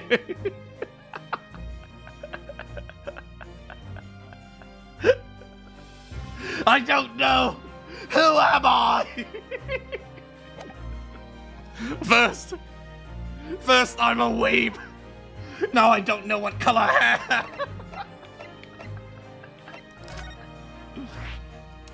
Alright, let's head back to the hotel, I think. Where is it? Oh, Waterloo Hotel. Identity crisis. Watch. Once Van Zeeks gets released from prison, he'll look on the floor as like, oh, look, is that a ring? And he'll hear, I am thou. Thou art I.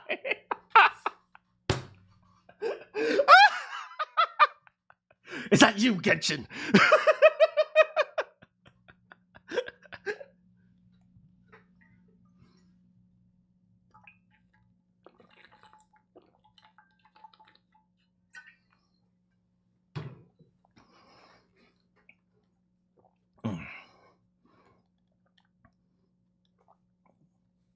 Yeah, I like how he can be silly even though he's such a serious killer.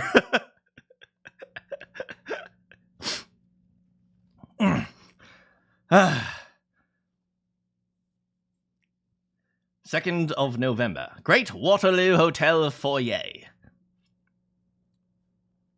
You know, question, is it pronounced foyer or foyer?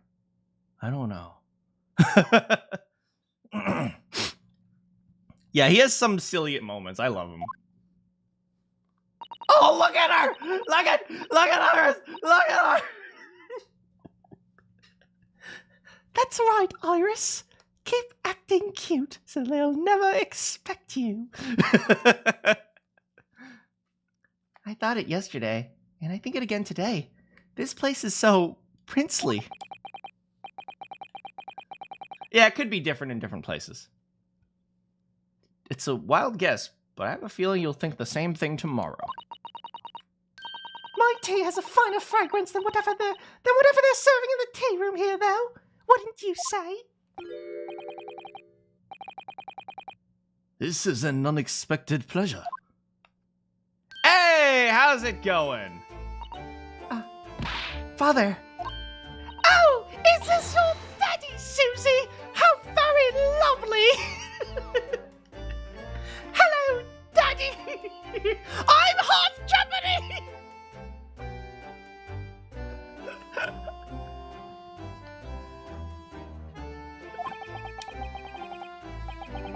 What a charming young lady.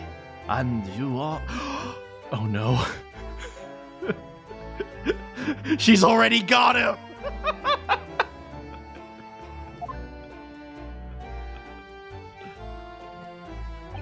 Ah, really? So you are the author of The Adventure of Sherlock Holmes?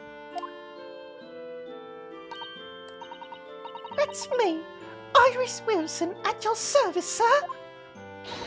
Susie's been such a wonderful friend to me over the last year, you know.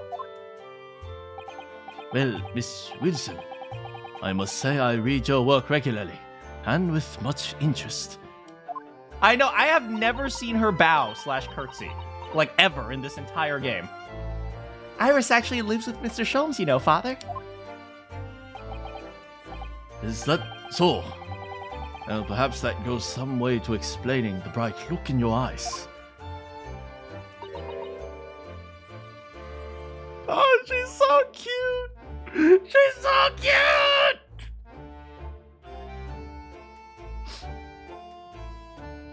Hey.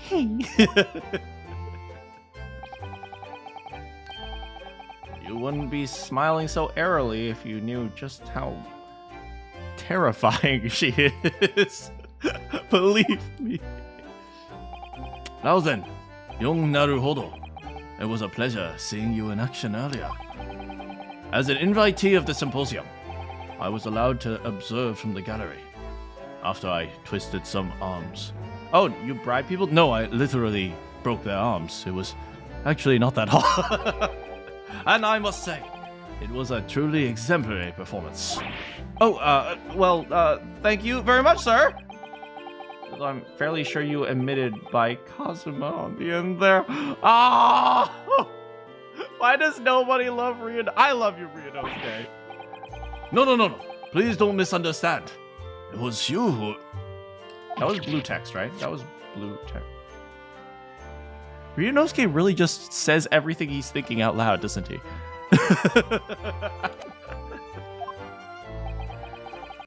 You didn't miss a step against Asogi. And we all know how capable he is. Really. To have matured in such a defined defense lawyer in less than a year. It is quite extraordinary. It's very kind of you to say. And really nice to hear. What I saw in court today confirmed what I'd been hoping for. The favor I mentioned yesterday, Naruhodo. I trust you haven't forgotten. Oh, no, you did mention something, didn't you? Sparring? I mean, verbally sparring. But first, we have something to report, Father. Of course. Shall we take tea while we discuss matters? I wonder where Judge Jigoku has gone off to. Oh yeah, huh? Where's Big Beard?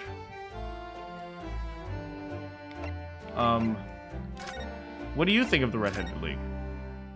Oh, guess nothing. Well, anyway, nothing. About the Reaper. Father, do you know about the so-called Reaper of the Bailey? I heard rumors. Some members of the judiciary explained it all to me yesterday. Blue is equal to muttered / thinking. No, I'm pretty sure they just say it out loud. They're like, I've never met this person before. I wonder who he is. Of course. When I was a visiting student here in London, the Reaper was yet to emerge. You Mikotobas are really good at reading people's thoughts. I'm telling you, no, he just says everything out loud. He's just trying to justify it to himself. Right, he didn't appear until after the professor case. Lord Van Zix, who was in the dock today. That was Barack Obama, the younger brother of Clint Van Zix, I believe. That's right. He's known throughout London as the Reaper, as you've heard.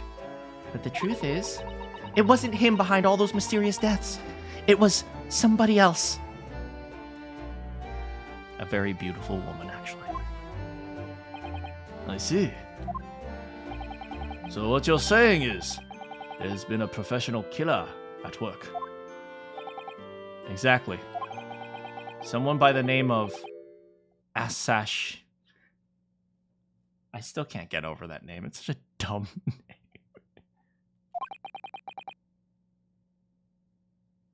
I beg your pardon. Did you say Asa Shin?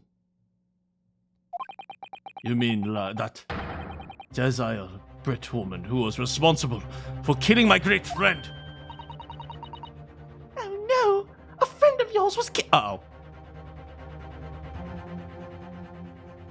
Yes! Yeah, there was a friend of his that was killed. It was unfortunate. Anyway, moving on. Professor Mikotoba! I think perhaps we shouldn't discuss this right now.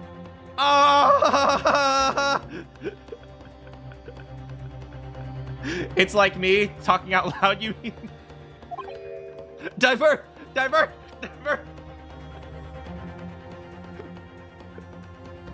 Oh, look!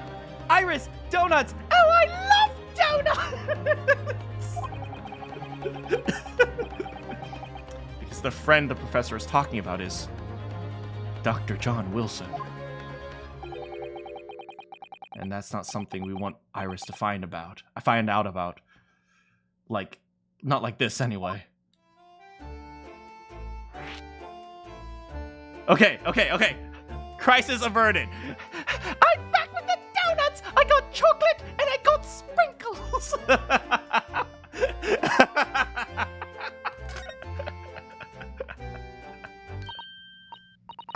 I've just remembered something. Biscuits! Donuts!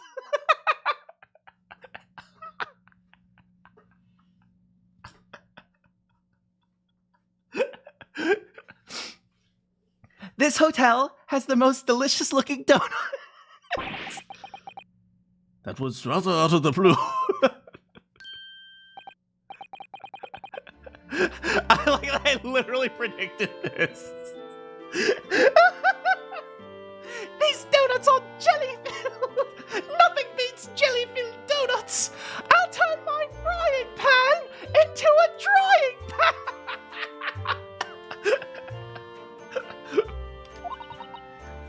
I think I'll go and see if I can purchase some donuts. I wonder, would you like to come too, Iris? Oh, yes! You just tried to leave me behind. I'm getting all the chocolate ones.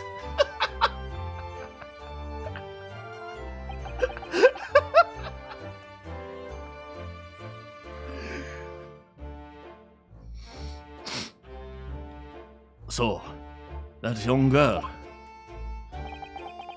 is called Iris Wilson, is she? Chocolate jelly? Maybe like peanut butter and jelly, except it's chocolate jelly. That's right. And she is the author of the stories of Detective Sholmes. But the name credited isn't Iris. It's Dr. John Wilson. Yes. That's the name of her father. Her father, Dr. John Wilson. I was indebted to the man for all the kindness he showed me during my time in London. That is why I was keen to reciprocate and to invite him to the Imperial Yume University 4 years ago. Apparently they were cookies in Japanese. I mean, let's be real here. Everyone knows that this game takes place in actually America, and so they're all jelly-filled donuts.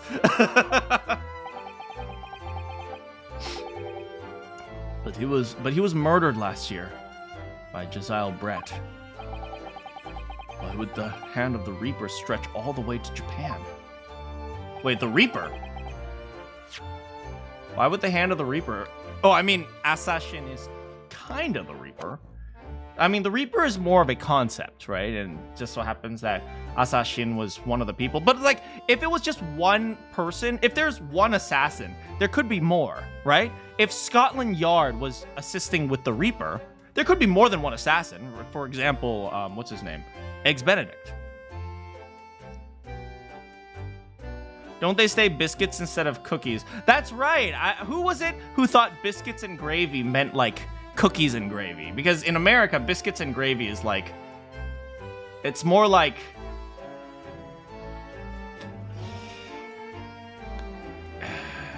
It's biscuits in America aren't biscuits at all. Aren't cookies. They're like... it's like puffy bread. How do you describe it? How would you describe biscuits and gravy? The biscuits and gravy, guys. Yeah, they're savory. Like I don't know how to describe it, but it's like big bread. To be fair, Assassin would have been 10 when they started killing. Yeah, so it probably wasn't her, right? No child starts killing at 10. Are you sure about that, Ryuno?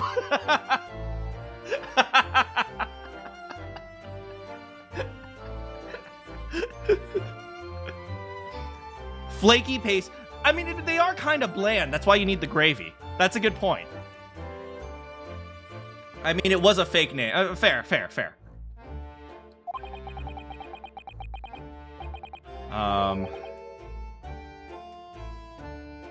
But it seems very likely that the victim, Dr. Wilson, was her father.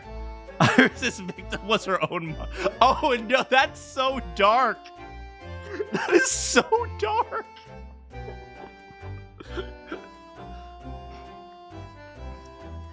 You see, the childbirth complications weren't an accident.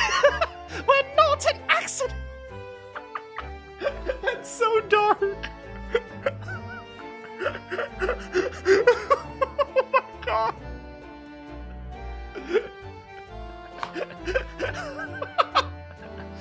But it seems very likely that her victim, Dr. Wilson, was her father.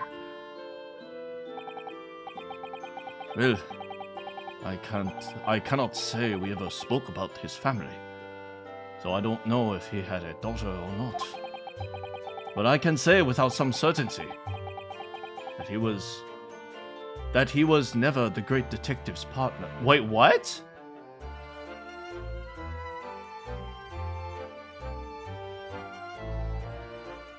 Huh?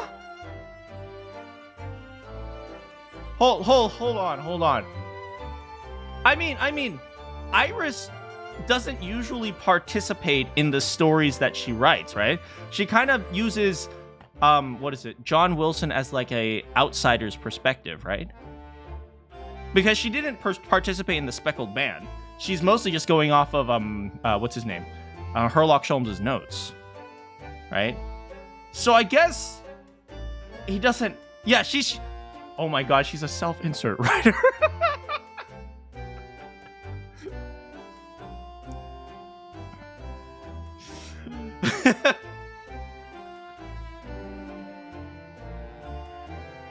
Yeah, but remember I did have the theory that Iris is not actually Wilson's daughter. It's just her fan fiction. I mean, the Speckled Band is a fan fiction, right? Like, it wasn't actually a snake, it was a cat toy.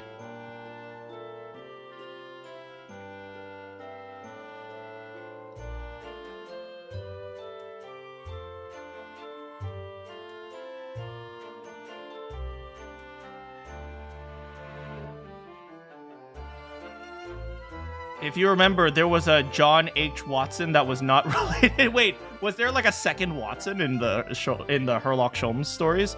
Also, who's Sherlock Holmes? Sorry, who's Sherlock Holmes? We don't know any Sherlock Holmes here. Okay, if Iris is not Wilson's daughter, the possibility becomes likely, or possible. It becomes possible that Dr. Wilson didn't actually work with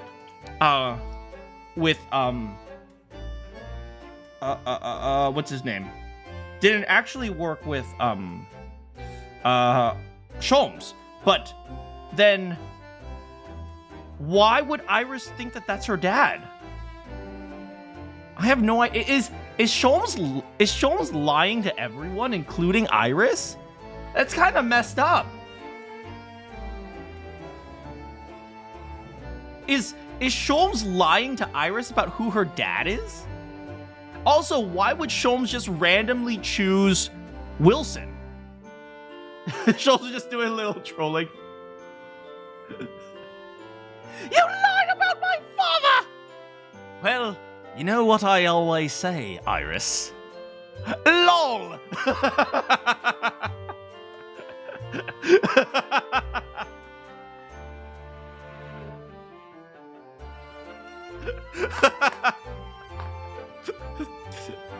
Iris, can you read this for me?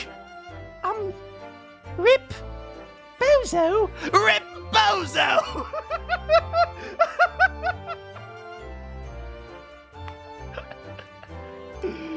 Oh my god.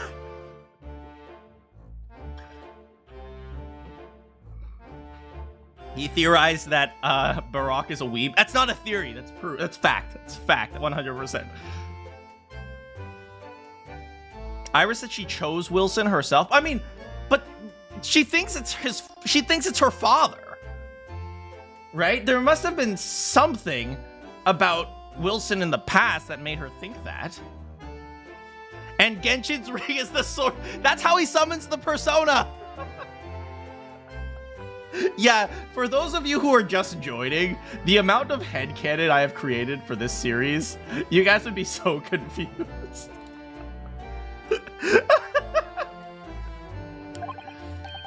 So, it could have been another Dr. Wilson, you think? Well, John and Wilson are both common names after all.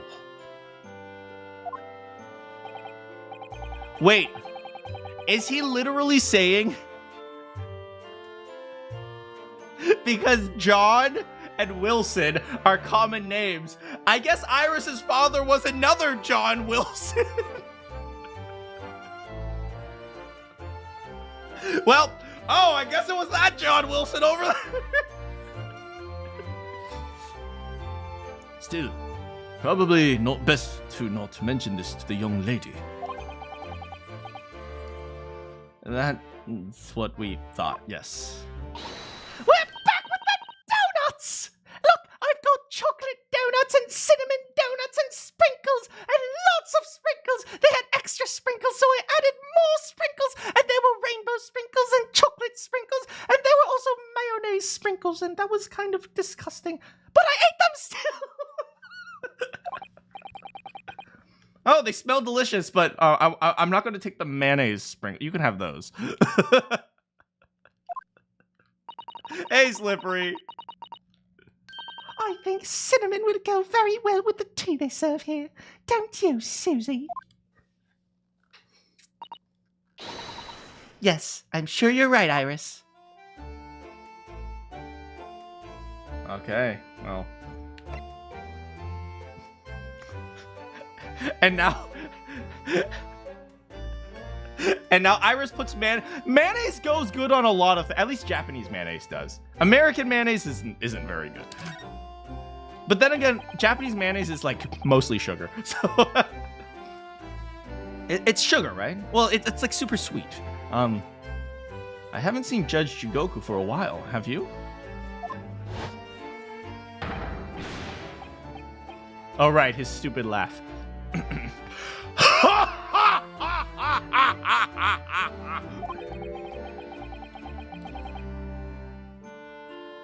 That man scares me.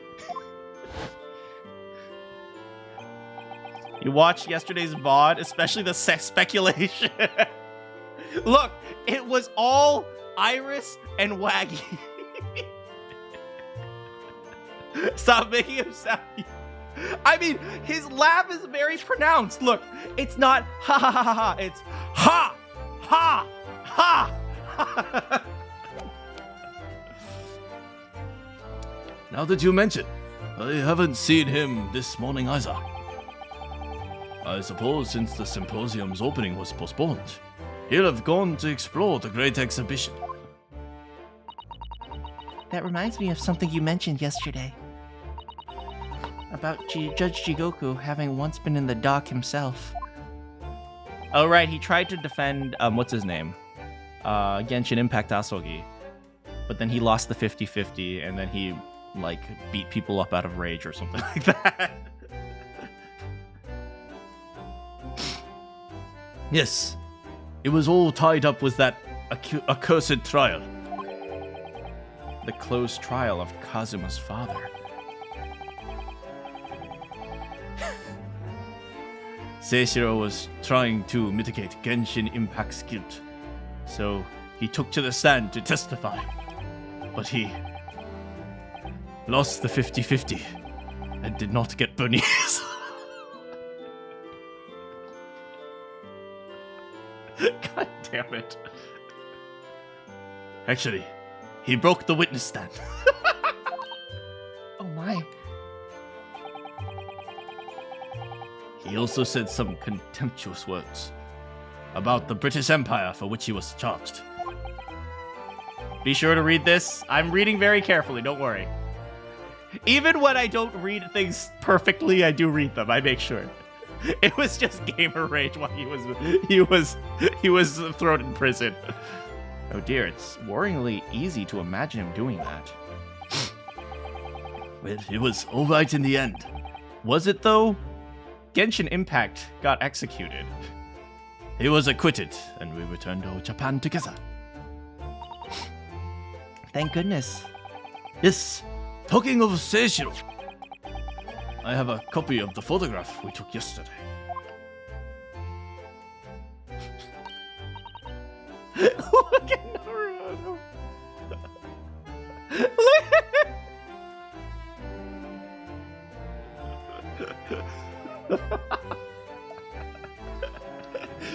I could imagine Jigoku's hand on like the back of his neck. He's like, Stand up straight, boy.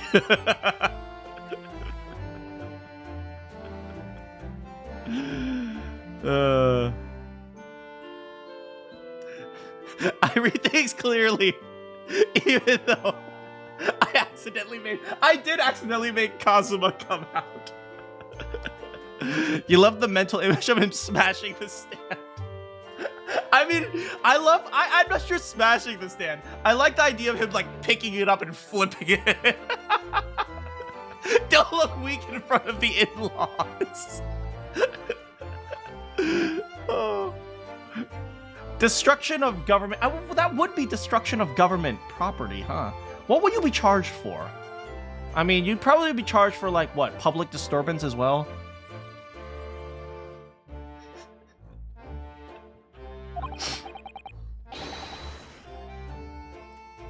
It certainly seems to shout, "We've arrived in Britain!" The commemorative photo. How will this be used as evidence? I swear to God. None of us have any idea what was coming when we took that, did we? No. No, that's so true.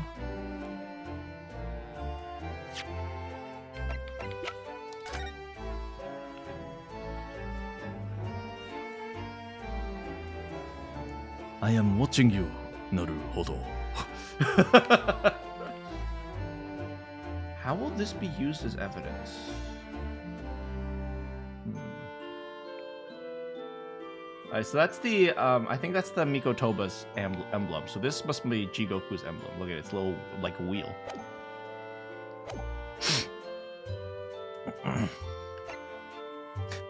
The best thing about the map, I know, right? The faces are kind of silly sometimes. It could always be a thing to present to the character at the end of the That's true. So you mentioned a favor that you'd like to ask me. Is this faithful trial you're fighting? One way or another, it will be over before long. And when it is, I would like you to accompany me back to Japan. You want me to? Oh no, my pawn! I mean, what?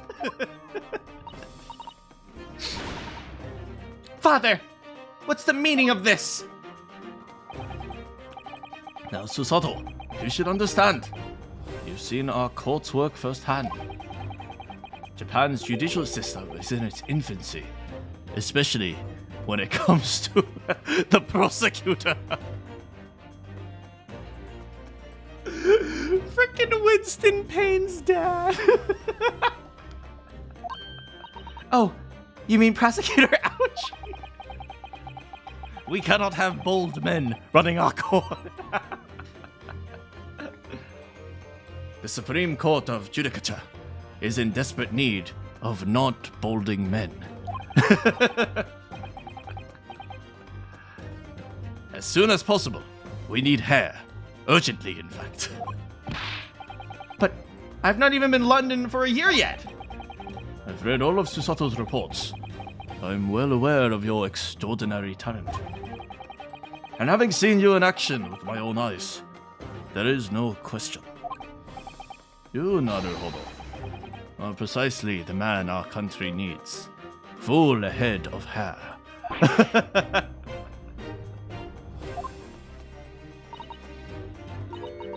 So, you'll be leaving then, Runo? But then, what am I supposed to do, Father? The Pain family will never die. He's a relic. No, he will persist. He will persist long after the destruction of civilization. At least Ouchie, I mean, let's be real here. Ouchie is kind of a victim. He was given terrible cases, and the police didn't investigate them at all. You came here to serve as Asogi's judicial assistant. Oh yeah, Ryunosuke doesn't actually have his degree yet. Yes, he's supposed to be Kazuma's assistant. Our government is still in the process of deciding how best to deal with the situation. You've always chosen your own path, Susato. And I trust your judgment in this matter also. Father. Please, the pair of you, don't look so downcast. It is merely a suggestion, a hope, if I am honest. But I will not force you. All I ask is that you consider and come to a decision by the time the trial is over. Yes. Yes, all right.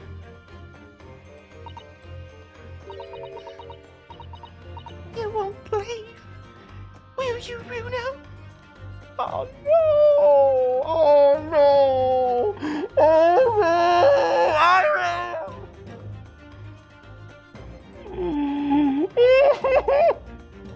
I will commit whatever crimes you want in Japan, I promise.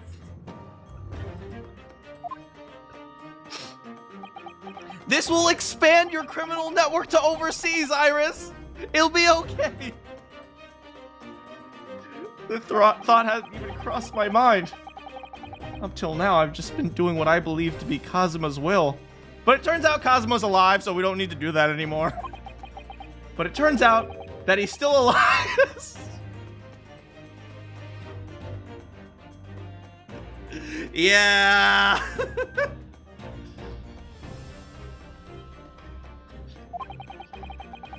Where does that leave me? Yeah, to an extent, he's never actually made a decision for himself, now that you think about it, huh? If you think about it like that. Good.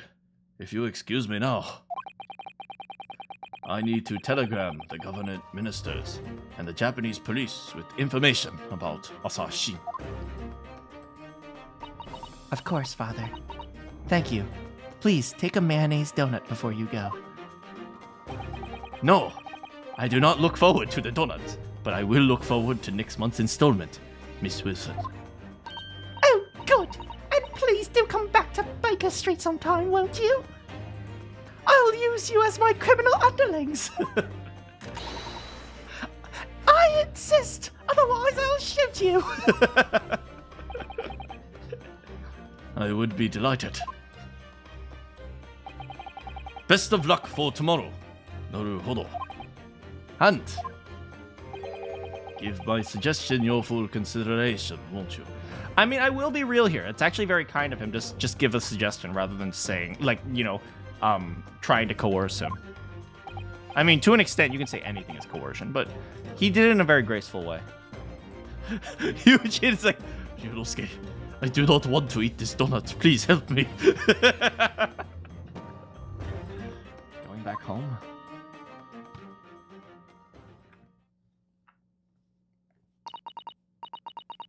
You know, Kazuma-sama has always meant a great deal to my father. I'm sure he'd love the chance to meet with him and talk to him about all this. No doubt. So Susato's coming with him? We will see.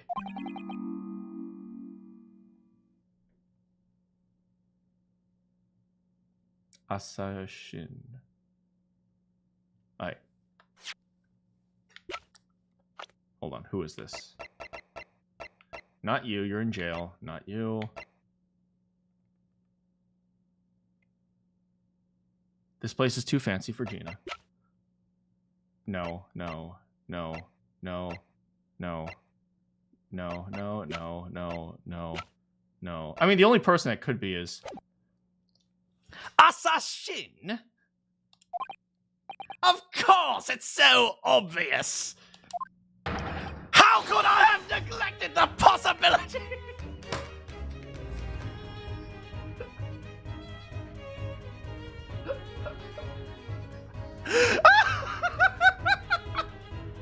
That's 1 point for me. Oh! Meanwhile, in a country on the other side of the world. Look! Show!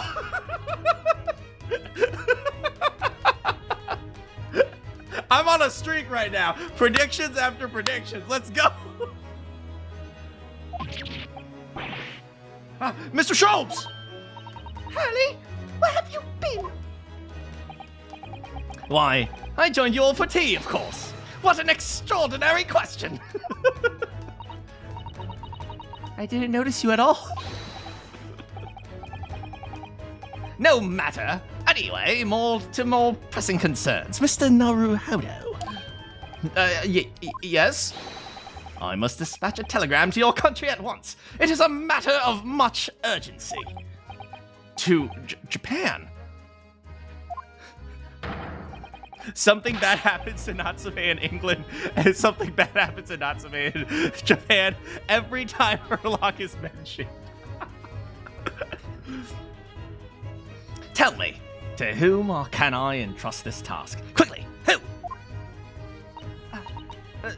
Well, my father has just now left to send a telegram to the Imperial Police Bureau of Japan.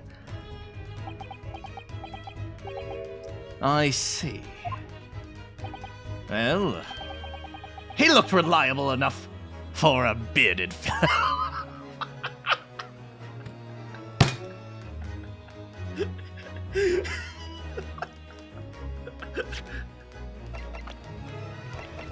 Unlike this man, G. Goku. Look at him, with his massive beard, totally untrustworthy. Wait, my father doesn't have a beard, just a mustache. Same thing!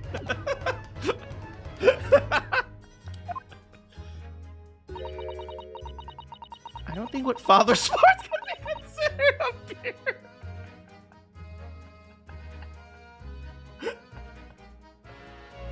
The world is unraveling. There's not a moment to lose. Kindly ask your trusty unshaven father to see this is sent. Unshaven. I will, but what is it? No questions at the time, if you please, Miss Susato. All we can do is pray. That for once, my deduction is awry. Doesn't that imply your deductions are normally correct, Mr. Sholmes? Oh! Oh! Oh! Oh! Naruhodo! Naru freaking Hodo! God damn! You don't have to do him like that!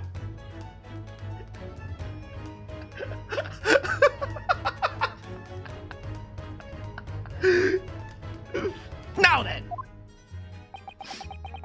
You may be surprised to learn that I am a very busy man. I certainly have no time to hide behind settees and eavesdrop on other people's conversation. You literally just did that. So that's what joining us for tea meant. Enjoy the silly. I will enjoy it to the fullest. I leave the sending of this in your hands, my dear fellows. What does it say? Something something Herlock Sholmes. Something. Has your son learned sports? Wait, what?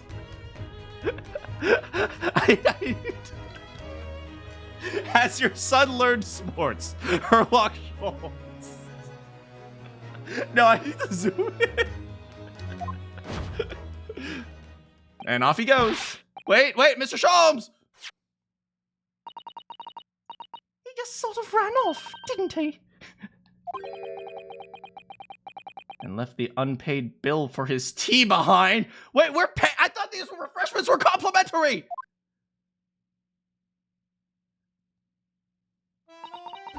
Wait, what did he write on the telegram? What did he write?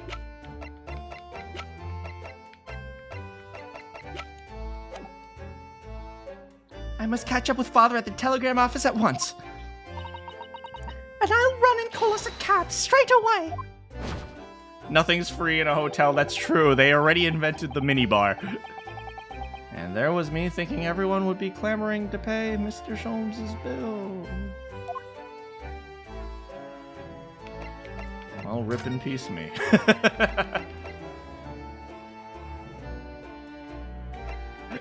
In some ways, this place seems to rather suit Lord Van Z. Okay, let's see. What are some other places we need to go to?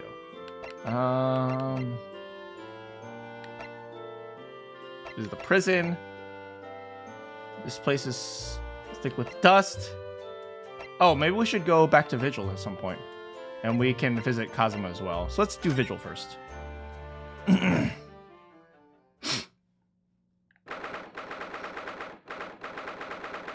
The telegram is the bill. Oh. Quickly! I have to send this bill to Japan so they can pay for my tea.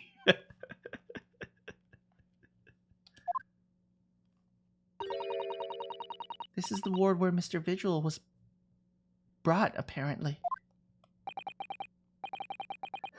You move the Pepsi 2 picometer. It's so true. To be frank, I'm a little worried about seeing him again. There he is. Oh, the lawyer. Hello again. Are you feeling better now, Mr. Vigil? Yes, thank you. Somewhat better. I'm sorry to have caused you. I mean, it was because of it. I hadn't. I mean, sometimes you have to face reality, man. Ryunosuke. That's just how it is, man.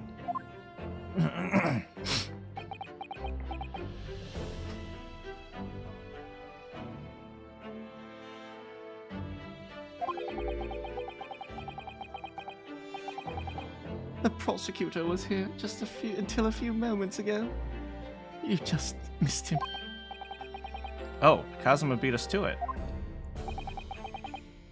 How much more do we have today? Probably like until for like maybe another like 15-30 minutes. So we have a little bit of time. He said much the same as you. He was very apologetic. But the truth is, I brought this all upon myself. Please, please don't think like that. Keeping it from Evie, my wife, all these years, I've carried such a sense of guilt. But that's not the worst of it. Over time, I obviously came to deceive myself as well.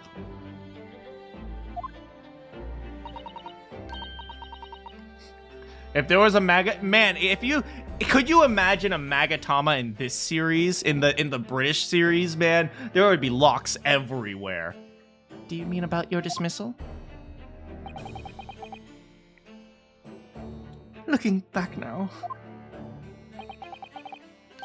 I'm beginning to think that perhaps Inspector Gregson didn't stumble across me by accident at all. Yeah, I mean, if Gregson was related to the Professor incident, he would know about you. I mean, he compensated me so generously for acting as his stand-in. He was clearly concerned for my well-being and doing what he could to help. I mean, I think Gregson might realize that he was a fall guy. Vigil was a fall guy. So perhaps Gregson knew exactly what had become of you all along, or Mr. Vigil all along. I'm sure this is just desserts for 10 years of lie and deception. But,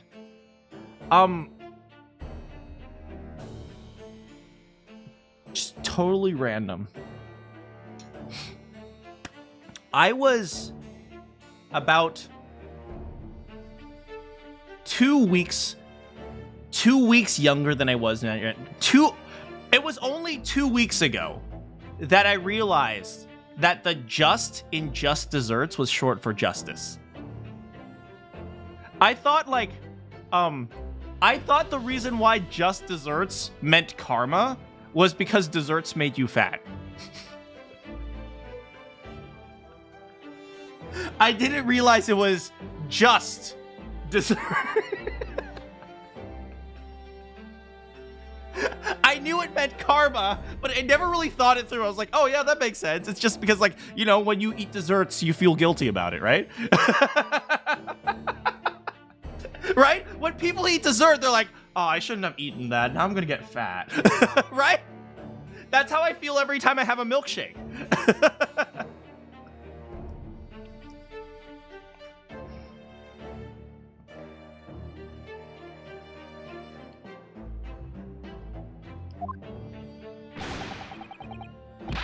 It wasn't me that helped the professor escape 10 years ago. It wasn't me. Yeah, I've only played up to Apollo Justice. I don't see a spoiler, but if there was a spoiler, I didn't notice it, but thank you for looking out for me. The desserts isn't anything to do with desserts either. Wait, really? Hold on. I need to look this up. Etymology of just desserts. Okay. The punishment that one deserves. It's pronounced one would be forgiven, imagining that it came in reference to some form of discipline. Wait, what? Based on the way the second word... Okay. The English language is fond of occasionally embracing illogical... Okay, what does it mean? History of just desserts says relative... The noun form of desert, which may mean deserved punishment, usually plural.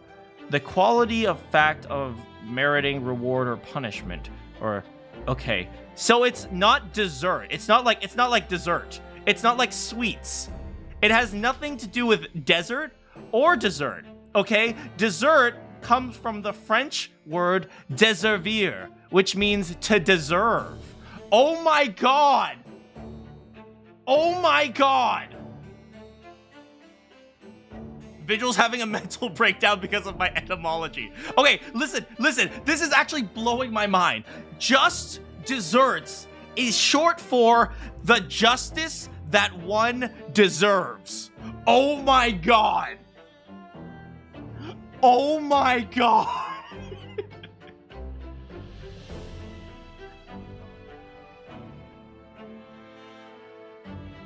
This is actually... my mind is being blown right now. I thought it was you eat dessert and then you feel fat and you feel guilty for it. So that's why when people are guilty, they eat their just desserts. When people feel guilty, they eat just desserts.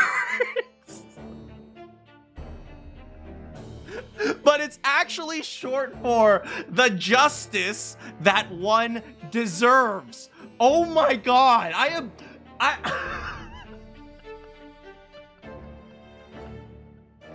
my god, I'm going insane here.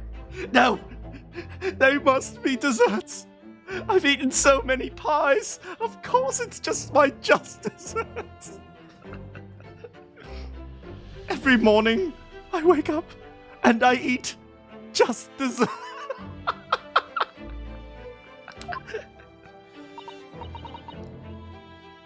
Put Vigil out of his misery. Oh, Mr. Vigil, you should eat eggs for breakfast. I'm sure you'd rather not dredge up even more from your past. But if possible, could you tell us exactly what really happened? Oh, he still has the bruise too, or the mark. I want to. I need to get this all off my chest. I mean, sometimes that's for the best, man. I just want someone to tell me what I should have done. This is a reality that a lot of people need to face as they grow up, and I know Vigil's 40, but growing up doesn't always mean from a kid to an adult, right? Even from an adult to an older adult, you always are growing. And so this is something that a lot of people really struggle to deal with. And I struggle to deal with it as well, which is the world is just not fair sometimes, man. It's like, what should you have done? Nothing. The answer is nothing. It's like you didn't do anything wrong. It's just sometimes the world is unfair. And it's like, and it sucks and you don't deserve it. But it's like, who do you blame for it? Do you know who you blame for it? God. But God doesn't give a damn. It's not like, God, how dare you? And God's like, you know, you're right. My bad, bro. I'll change that for you. Of course he's not going to do that, right? That's more God in a more cosmic sense for those of you who aren't religious. It's like, do you blame nature? It's like, who do you blame for the fact that the world is unfair? I mean, in theory, Vigil can blame the corrupt government system. What are you going to do about it, man? It's like, they just happen to choose you because you happen to be at the right position. I struggle with that sometimes. As we talked about at the beginning of this stream, I was really struggling with my auditions because a lot of my auditions were, you know, getting thrown aside for, you know, for all sorts of reasons that have nothing to do with, you know, the auditioning process. Sometimes it's like, oh, well, this person I've worked with before, or this person has more experience. And, you know, it's silly to think that I haven't also gotten a job. It's like, oh, yeah, I just happen to like how this guy looks, so I'm going to give him the job. Right? It happens all the time, but it's like, when things go my way, I'm like, yay, I'm great. But when things don't go my way, it's always like, the universe is unfair. Why is the universe so unfair towards me? And sometimes you have to accept, you know, that's just how things are sometimes. And there's nothing you can do. And that's like the most bitter and awful lesson you have to learn. Because sometimes people are less successful or way less behind some other people just because the universe is unfair. What do you want to do? What do you want them to do about it? Nothing? Nothing. You can't do anything. It's just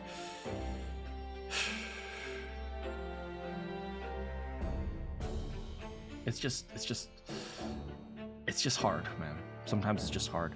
That's the way of the world. Yeah. And that is just the way of the world, man. And sometimes it's just awful, but that's just how it is, and we just have to accept that that's how the world works. You know, like I always say this. The successful people all think it's because of themselves that they're successful. The failures always think it's because of the universe that's why they're failures, right?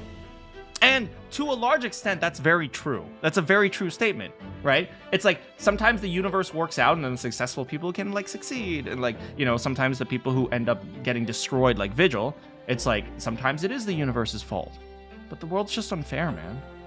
Sometimes one person ends up like Vigil and then another person ends up like Strongheart. I do actually believe that Strongheart is the big bad because the world's unfair. Thanks so much, Mystery, for coming.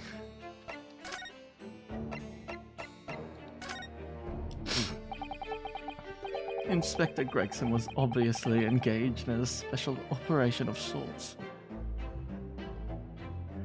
Wait, I'm an Iris theory denier? Okay, look, we're never going to catch Iris, okay? The world is unfair.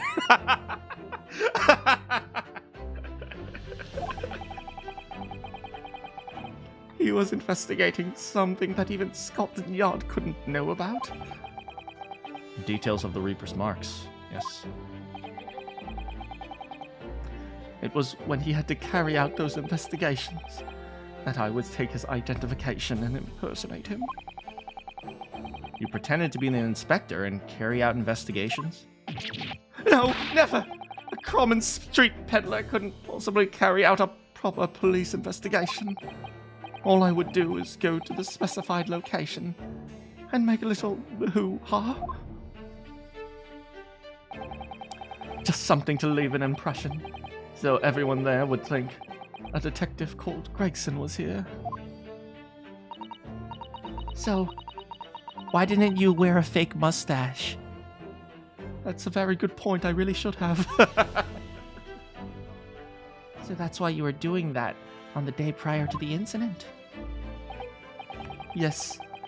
He asked me to make an appearance at the park in Lime Street for the Red-Headed League event. So, as usual, I flashed the inspector's identification and was very vocal about my presence. But then you were taken prisoner by those red-headed fraudsters. Yes. So you'd always make a point of showing Gregson's ID and generally being loud? I mean, even though the inspector is a bit of a legend, right? I don't know anyone on my police force. I don't know them by name, so it makes sense. That is what the inspector asked me to do, yes. Well, that's one way of becoming a legendary detective, I suppose. Not a good one, though. As you know, I suffered this bruising around my neck at their hands. But the following day, they kept their word and released me. Without returning the ID to you, however. We had arranged to meet at Fresno Street in the room at 5 that day so I could report back to the inspector. But at the agreed time, that's when I heard the gunshot. Alright. It was at midnight on the 17th of June 10 years ago. That was the time scheduled for the execution. But the professor's execution never actually took place, did it? Or rather, the execution must have been used to effect the plan of escape. I hardly dare to imagine what a chilling plan it was. Barclay was renowned for being the highest security prison in the country. Is Barclay a pun? Barclay? Clay bar? I don't know. Everything that went in or out was searched multiple times. But there was one notable exception. Dead bodies? Or rather, one notable loophole. Something that was never questioned. Dead bodies. I have a feeling I know what that loophole was now. The coffins in which the bodies of the executed convicts were approximately dead bodies. It's a common prison name? Oh, really? Oh, I didn't know. Yes. Once the coroner had confirmed the death of a condemned convict,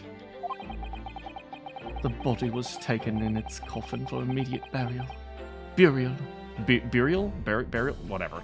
At Lowgate Cemetery, just behind the prison. The chief warder first had to sign the necessary papers. So you signed off on it? And after, no member of the staff was permitted to touch the coffin containing the body.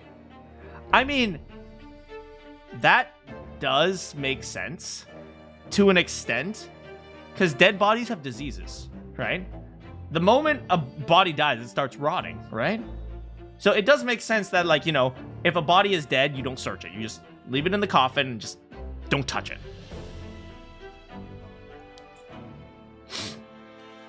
It's a reference to Highgate Cemetery. Oh, interesting. Oh, Iris is pissed off. Now they know the loopholes that I set up. When executions took place, only the executioner and the coroner were permitted. Should Iris, who's only 10, be here listening to a conversation about executing convicts? I would wait in the adjacent room for the word of that the condemned convict was dead. On that occasion, once I had confirmation, I went into the mortuary to find a lone coffin as usual. The procedure was that I would sign the paperwork, having checked the coffin, then nail it shut. But for some reason that day, the coffin was already nailed shut. Oh, right. And because it was nailed shut, he didn't want to pry it open and recheck. So he was like, okay, well, I guess it's just done, right? Because the probability, like, what are the chances that they put a live man inside a coffin, right? That does make sense. No. I didn't think anything of it at the time. I assumed my deputy must have checked the coffin and nailed it shut before I arrived. It makes perfect sense. So you mean the coffin contained... Yes. I can only imagine that Asogi, having escaped his execution somehow, was alive inside that coffin. The coffin was then taken out through the main gates and deposited in Lowgate Cemetery. Presumably, there wouldn't have been enough air inside to breathe for long. So in the early hours following the burial, someone dug up the coffin again to set Genshin free. I mean, but if the coffin's made of wood, air should be able to pass, right? It's not like they lined the thing with like rubber or anything. I mean, I guess you would pass out. There wouldn't be like you'd be hard to breathe, I guess. But in the end, he was fatally shot in the graveyard anyway. What on earth really happened in Lowgate Cemetery that night? Are we gonna talk with maybe we have to talk with what's his name again? What's his name? Robo-Man. What's his Robo-Man's name? What is Robo-Man's name? I forgot. Frick. Trevor. Yes. Maybe we need to talk with Trevor again, or two spells. I'm afraid I really don't know. All I can say is with certainty are two things. Asogi couldn't possibly have escaped that way without some help from somebody working in the prison. Right, because they had to nail the coffin shut. Genshin would be like, buried alive challenge gone wrong. I summon my persona. Talk with two spells again, of course.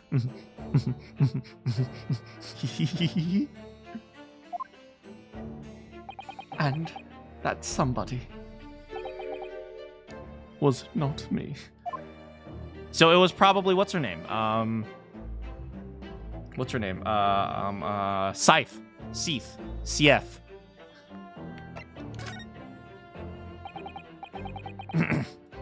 Obviously you knew the man. The professor, I mean. Genshin Asogi? Yes, I remember him well, in fact. Would you mind telling us what you know about him?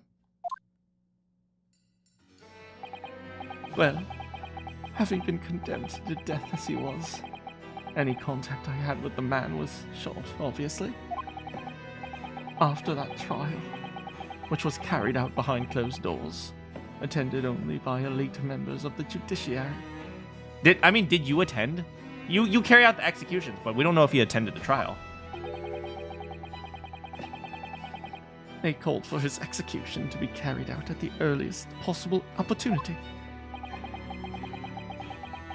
The outcome of the trial was set from the beginning, wasn't it?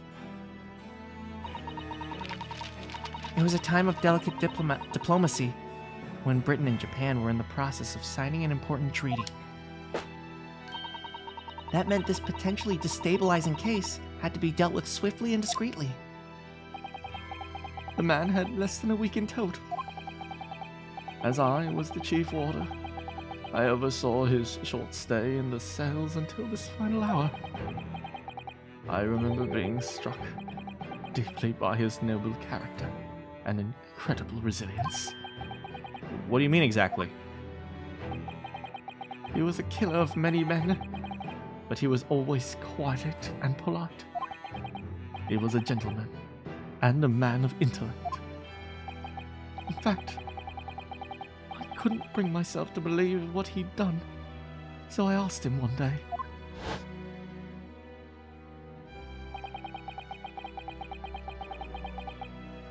Those 5 oh, he's younger, so I suppose he's a little bit more assertive.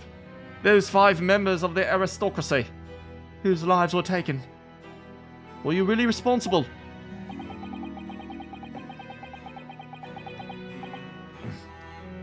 I am guilty of the unforgivable crime of summoning my persona and ending another human's life. Yes.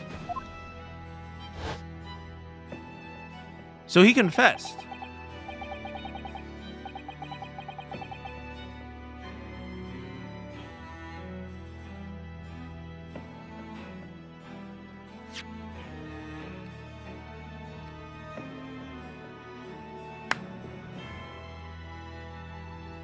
Let me think about this. How specific is this? I'm guilty of the crime, unforgivable crime, of ending another human's life. Right? How specific is that statement? If the statement is just a general idea, it's like, oh yeah, I'm guilty of killing people, right? We can interpret it like that. If this statement is really, really specific, is it possible that he only killed one person?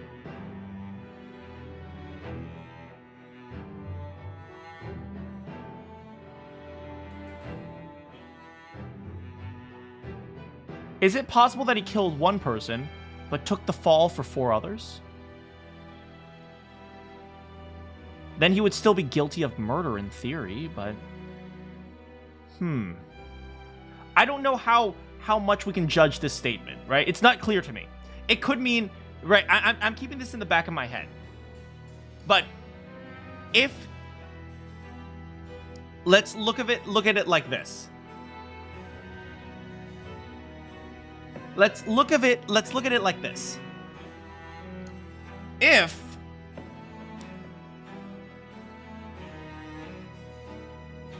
okay, let's just follow this logic to its natural conclusion.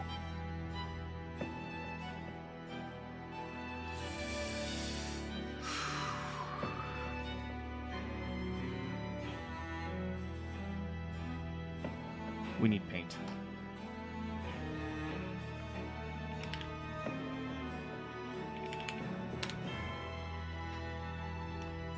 Paint.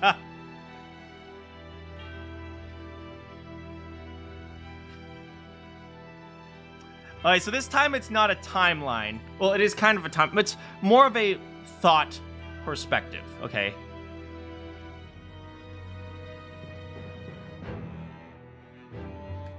Genshin admits to killing... what does he say? Another human. Another human life.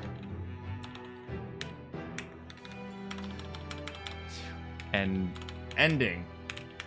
Okay. He admits... I'm trying to make sure I phrase it very clearly. Exactly how he wrote it. He said, specifically, ending another human's life. Very specifically. Ending another human's life. Okay. So we have that. I know there is a circle tool. I'm not using it. Okay. No, it's too thin.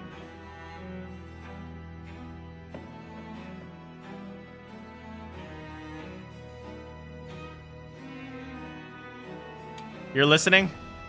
Okay. So only one human?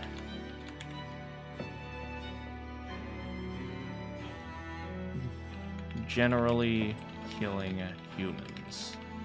Okay, if it's generally killing humans...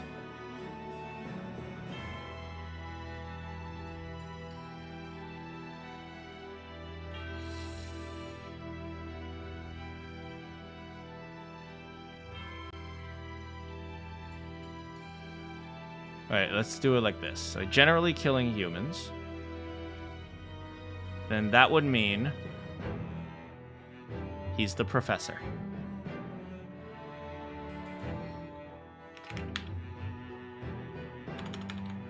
Genshin Impact invented 50-50 to kill the aristocratic whales.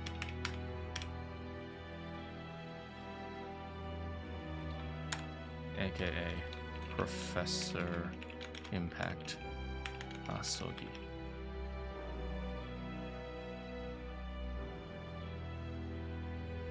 Okay. If I suggest ending the scene. Okay, well let me I'm doing this right now. Just the theory is the 50-50. That's how he killed people. Right? This was the Hound of Bakersfield. The 50-50s were the Hound of Bakersfield. Right? So he actually would have killed 10 people, but 5 people didn't fail the 50-50.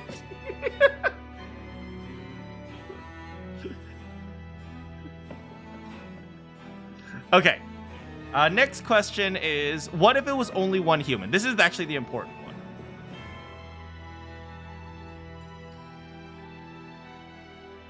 It's a predatory gambling game type of thing. Don't play gacha game Steam Sams. Only one human? Question mark. If what he actually means is only one human. Let's go, Gamba. If he means only one human, the next question we have to ask is, which human? And also, we might have to ask, is Genshin good guy? Okay. Now, hear me out, right? If Genshin was a good guy,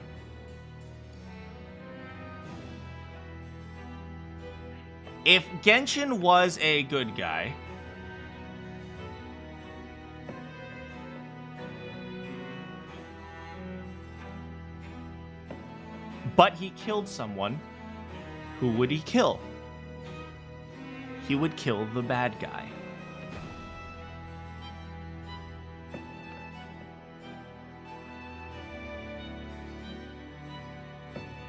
Which means Genshin killed the professor.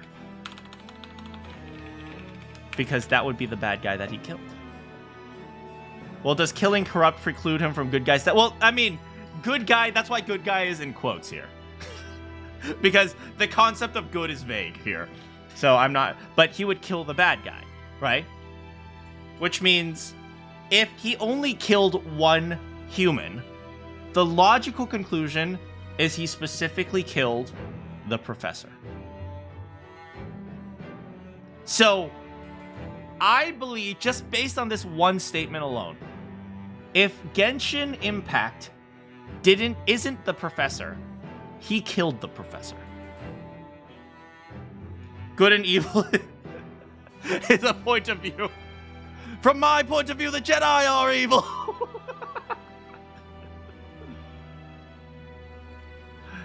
You found out today that someone you are interested in, like a teacher or like a love interest. Like, do we have to like start writing a fan fiction for you? Well, I hope I wish you a happy life, Ivy. Okay, but yeah, so if he isn't the professor, I believe he killed the professor. Someone called juror number 2. I wish you a happy juror number 2 life. Anyway, so that's just my thoughts. All this came from thinking Genshin is cool and glazing him. Look, okay? The ring summons his persona. The following day, the closed trial took place, and the verdict was no surprise. Guilty. That night, when he was brought back to his cell, I saw something. Something unusual. Something unusual? What?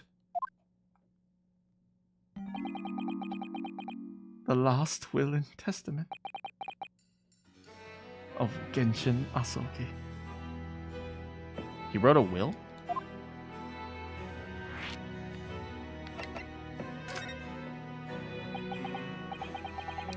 I had to look up what glazing is. Okay, guys, I'm going to be real here. I didn't know what FR meant for the longest time.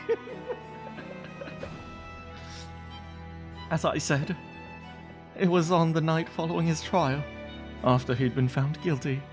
Don't laugh at me, Kiyoma. I was doing the rounds of the cells. When I looked into Asoki's, and I noticed that he seemed to have a sheet of paper in his hand. His last will and testament, then. As soon as he noticed me, he hurriedly shoved it behind his back.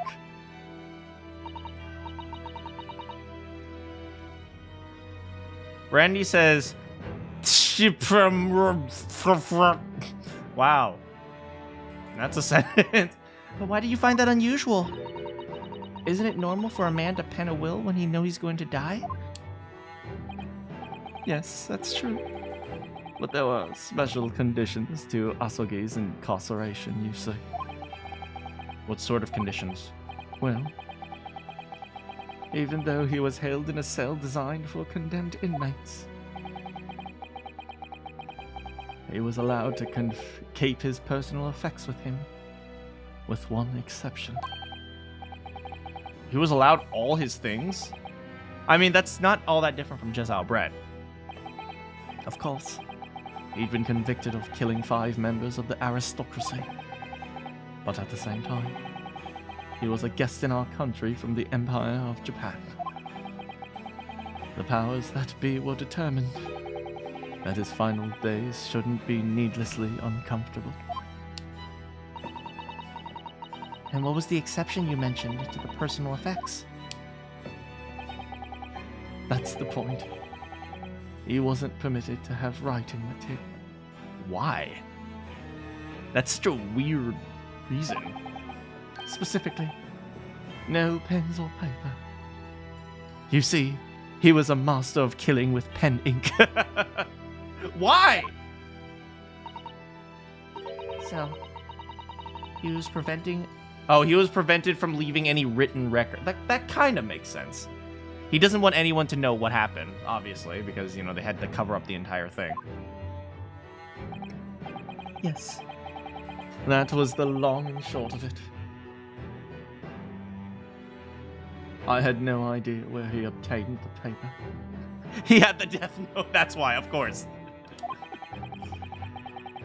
I mean, I suppose a pen or a pencil could be used as a weapon. Yes, but he also was allowed his sword. He said he was allowed all his personal effects, except for a pen and paper. I assume that includes, like, all his weapons that he brought with him. I thought it was going to be like he wasn't allowed to have a sword, but it's no, he was allowed his sword. He just wasn't allowed a piece of paper. Well, that's obvious, because the pen is mightier than the sword.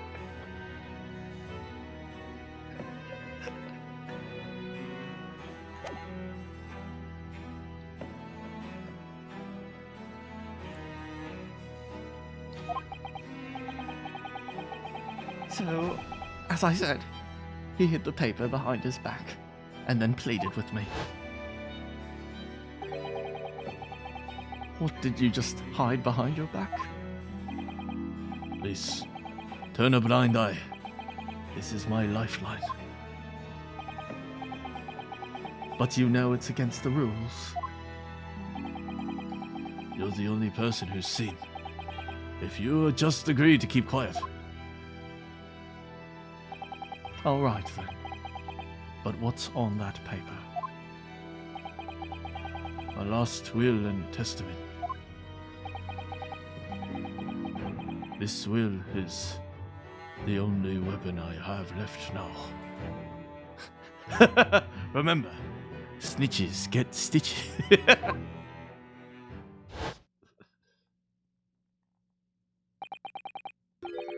How can a will be a weapon?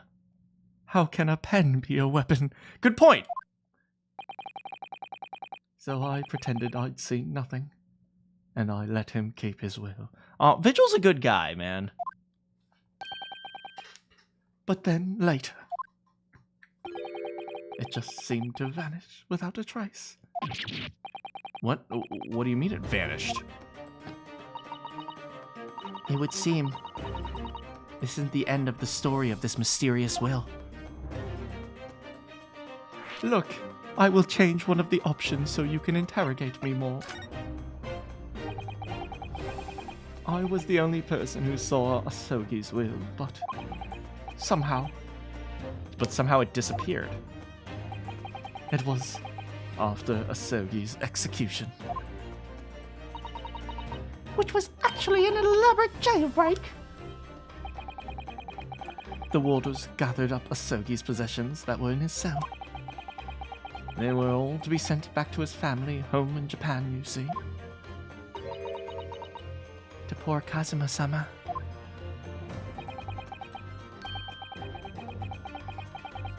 And you're saying that it wasn't anywhere to be found among his personal effects.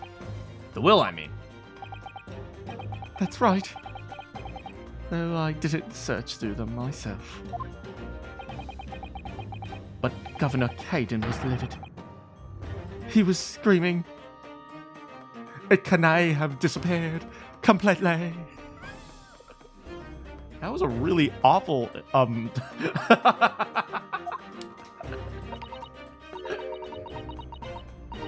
That doesn't quite make sense, though. In what way? Yeah, how did Caden know? We understood that only Mr. Vigil was aware of the will's existence. In which case, how did the prisoner governor to look for it? Which means the will was probably more relevant to the case. Maybe with some evidence. Yes, you're right! Maybe he left some, like, evidence behind, like some sort of, like this is where you should look to find clue for something. I really don't know how he knew. But it certainly seemed as though he knew of the will's existence from the outset. Only, he didn't refer to it as a will. What he said was... the Asogi Papers.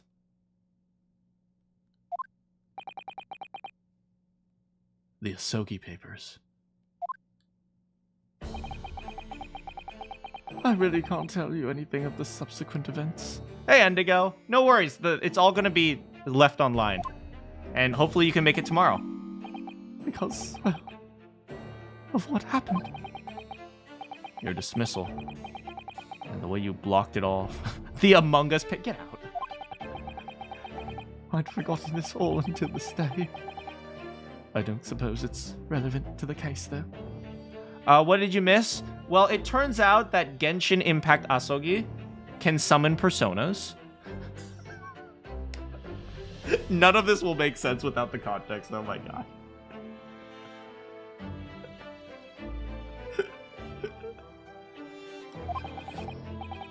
Well, anyway. Thank you very much for sharing it with us.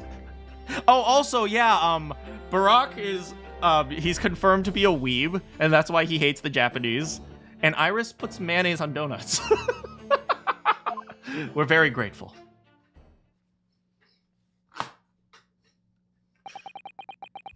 I'm afraid there's really little more I can tell you. My wife, Evie, will be here shortly.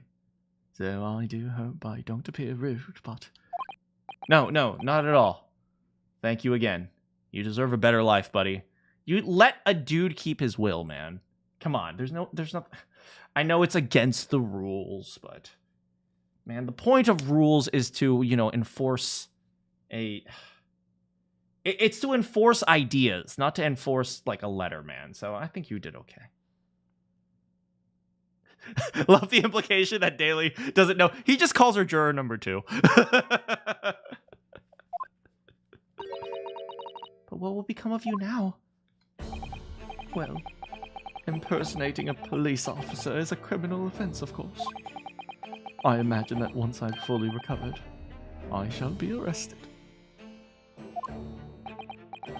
Man, Ryunosuke is just out here destroying the lives of all government officials.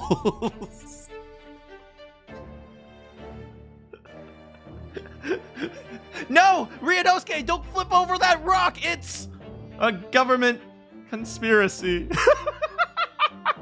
Ryunosuke! No, don't look at the house! There's government conspiracy!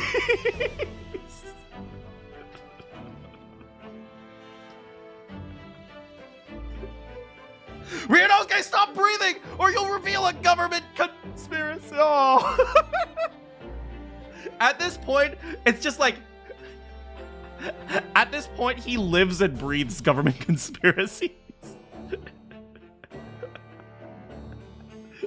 I'm sorry. Don't be, please. This was my own doing. His wife, juror number 2, and their sons, jurors 3 and 4. I always knew this would come. Well, I wish you well. Goodbye, Mr. Vigil. I'll defend you in court. I'll absolutely defend you in court. I'll defend you saying you were coerced.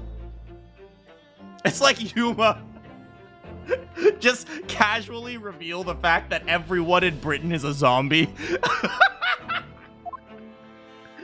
They're all homunculi. Before you go, there's just one thing. Oh, hi, Vigil. Yes, what is it?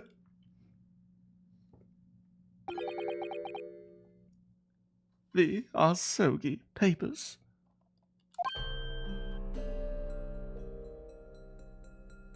Man, his eyes look dead. I'd be very grateful if you made no mention of the things I told you about. Oh, make no mention of the things I... Wait, you'd make no mention of the things I told you about them. Presumably for some good reason?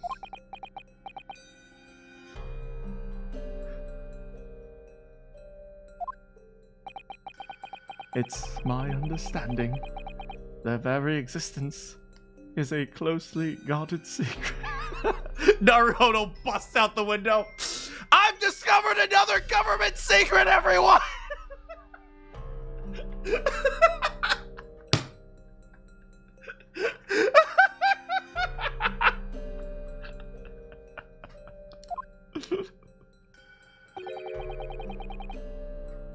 If it became known that I remembered, well, it could be rather troublesome, I think. I understand. Some sort of will that Genshin Asogi penned just before his death, which the man himself claimed was his last weapon. I wonder. Perhaps it had something to do with his plan to escape. If there's anyone who might know more about a document that Kazuma's father left behind. It would be Mr. Vigil's governor. Then we know precisely where we must go. Back to Barclay Prison. Oh. Oh, don't worry, buddy. We'll defend you in court. Well, at least he seems to be on the mend. You know, his disguise as Mr. Gossip was really quite masterful. Can't remember anything about it except for the floppy lip. Imagine not even his wife would have recognized him. Perhaps. But did he really have to take it quite so far? There are all sorts of medicines in this cabinet. Not sure if it's safe to leave them in reach of everyone like this. Yes, you're right. I can imagine if you were peckish, you might try some of the pills. Thank you for your faith, Susato. Well, at least there seems to be a little lock. I don't imagine that would stop you if you were hungry. I worry that you'd break the law. Thank you, Susato!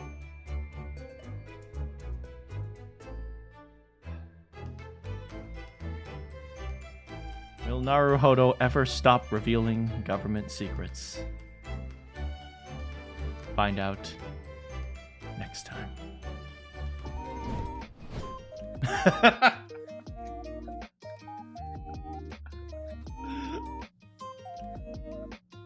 You know the answer is no.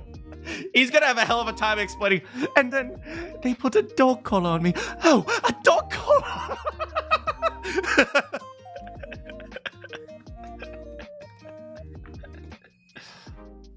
Man, we discovered so much today.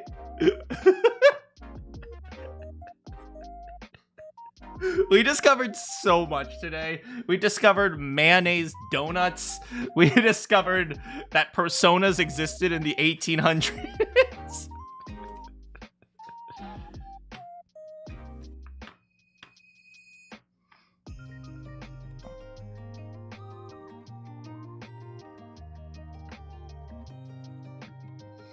Effie salivating at the collar. Fun stream, thanks so much, Kiyoma. This plot is so thick, man. This plot is thicker than...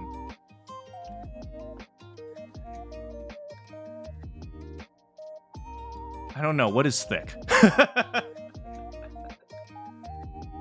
I don't know, but damn if this ain't a thick-ass plot.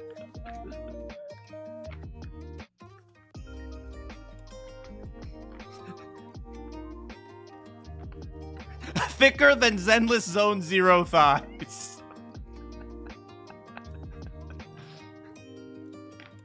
Damn if this plot ain't thick.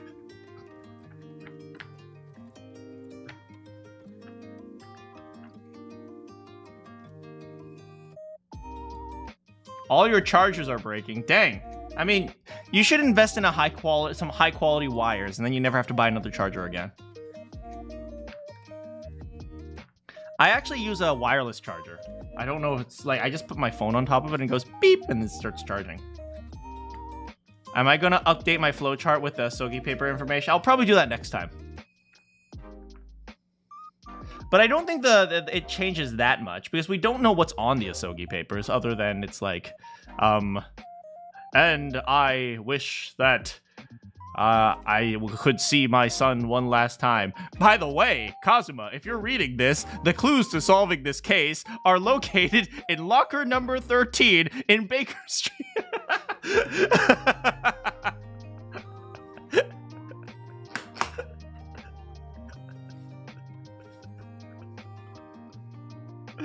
It's so like something like super direct. It's just like, Kazuma, please go here and turn in the evidence.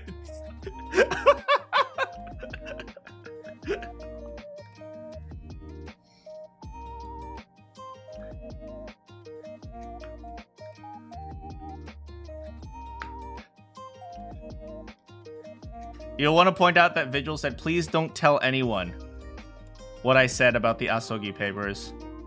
And Ryunosuke was like, okay, let's go talk to Kaden.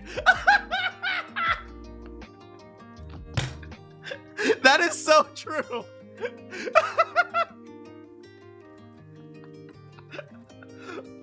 Have a great night, Kiyoma. That is so freaking true. Oh my god.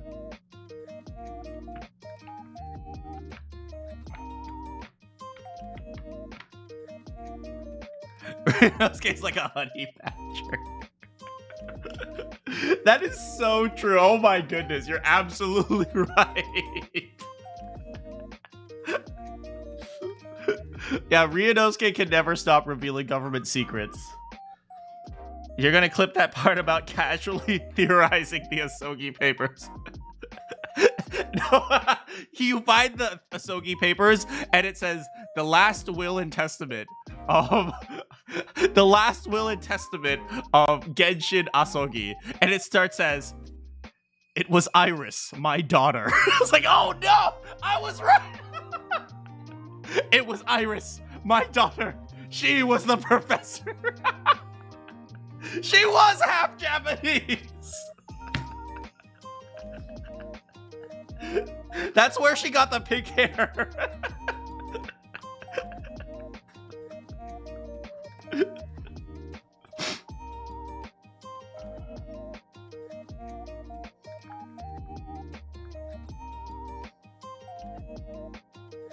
I mean, let's be real here. Who wouldn't kill for Iris, right? If Iris looked at me with those little eyes and she was all like, I really want him dead, Runo, I would go and kill him. Let's be real here. Who wouldn't kill for Iris?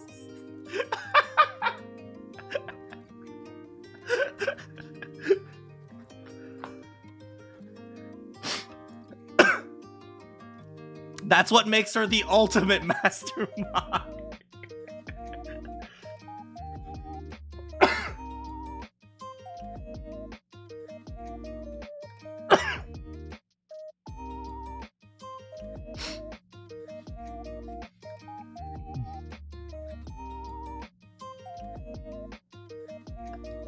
Yeah, but next time we're gonna have to interrogate Asogi, or BFF.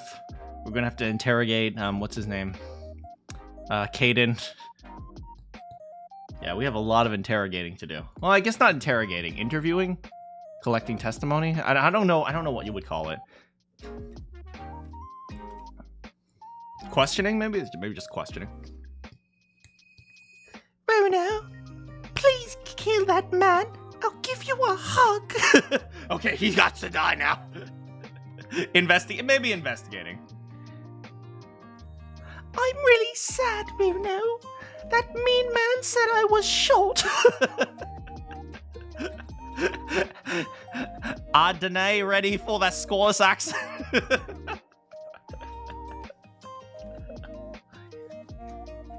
Can I do a Scottish accent?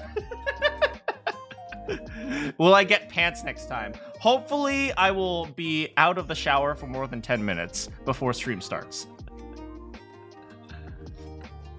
Anyway, I better get going, guys. I actually don't need to eat dinner today because I ate a huge lunch and I'm not hungry at all.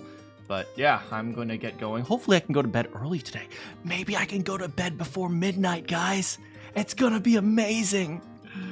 All right. I got to get my sleep schedule together. Thanks so much for hanging out with me. Good morning, good afternoon, good evening, or good night. If you have any quests for me, I will see you all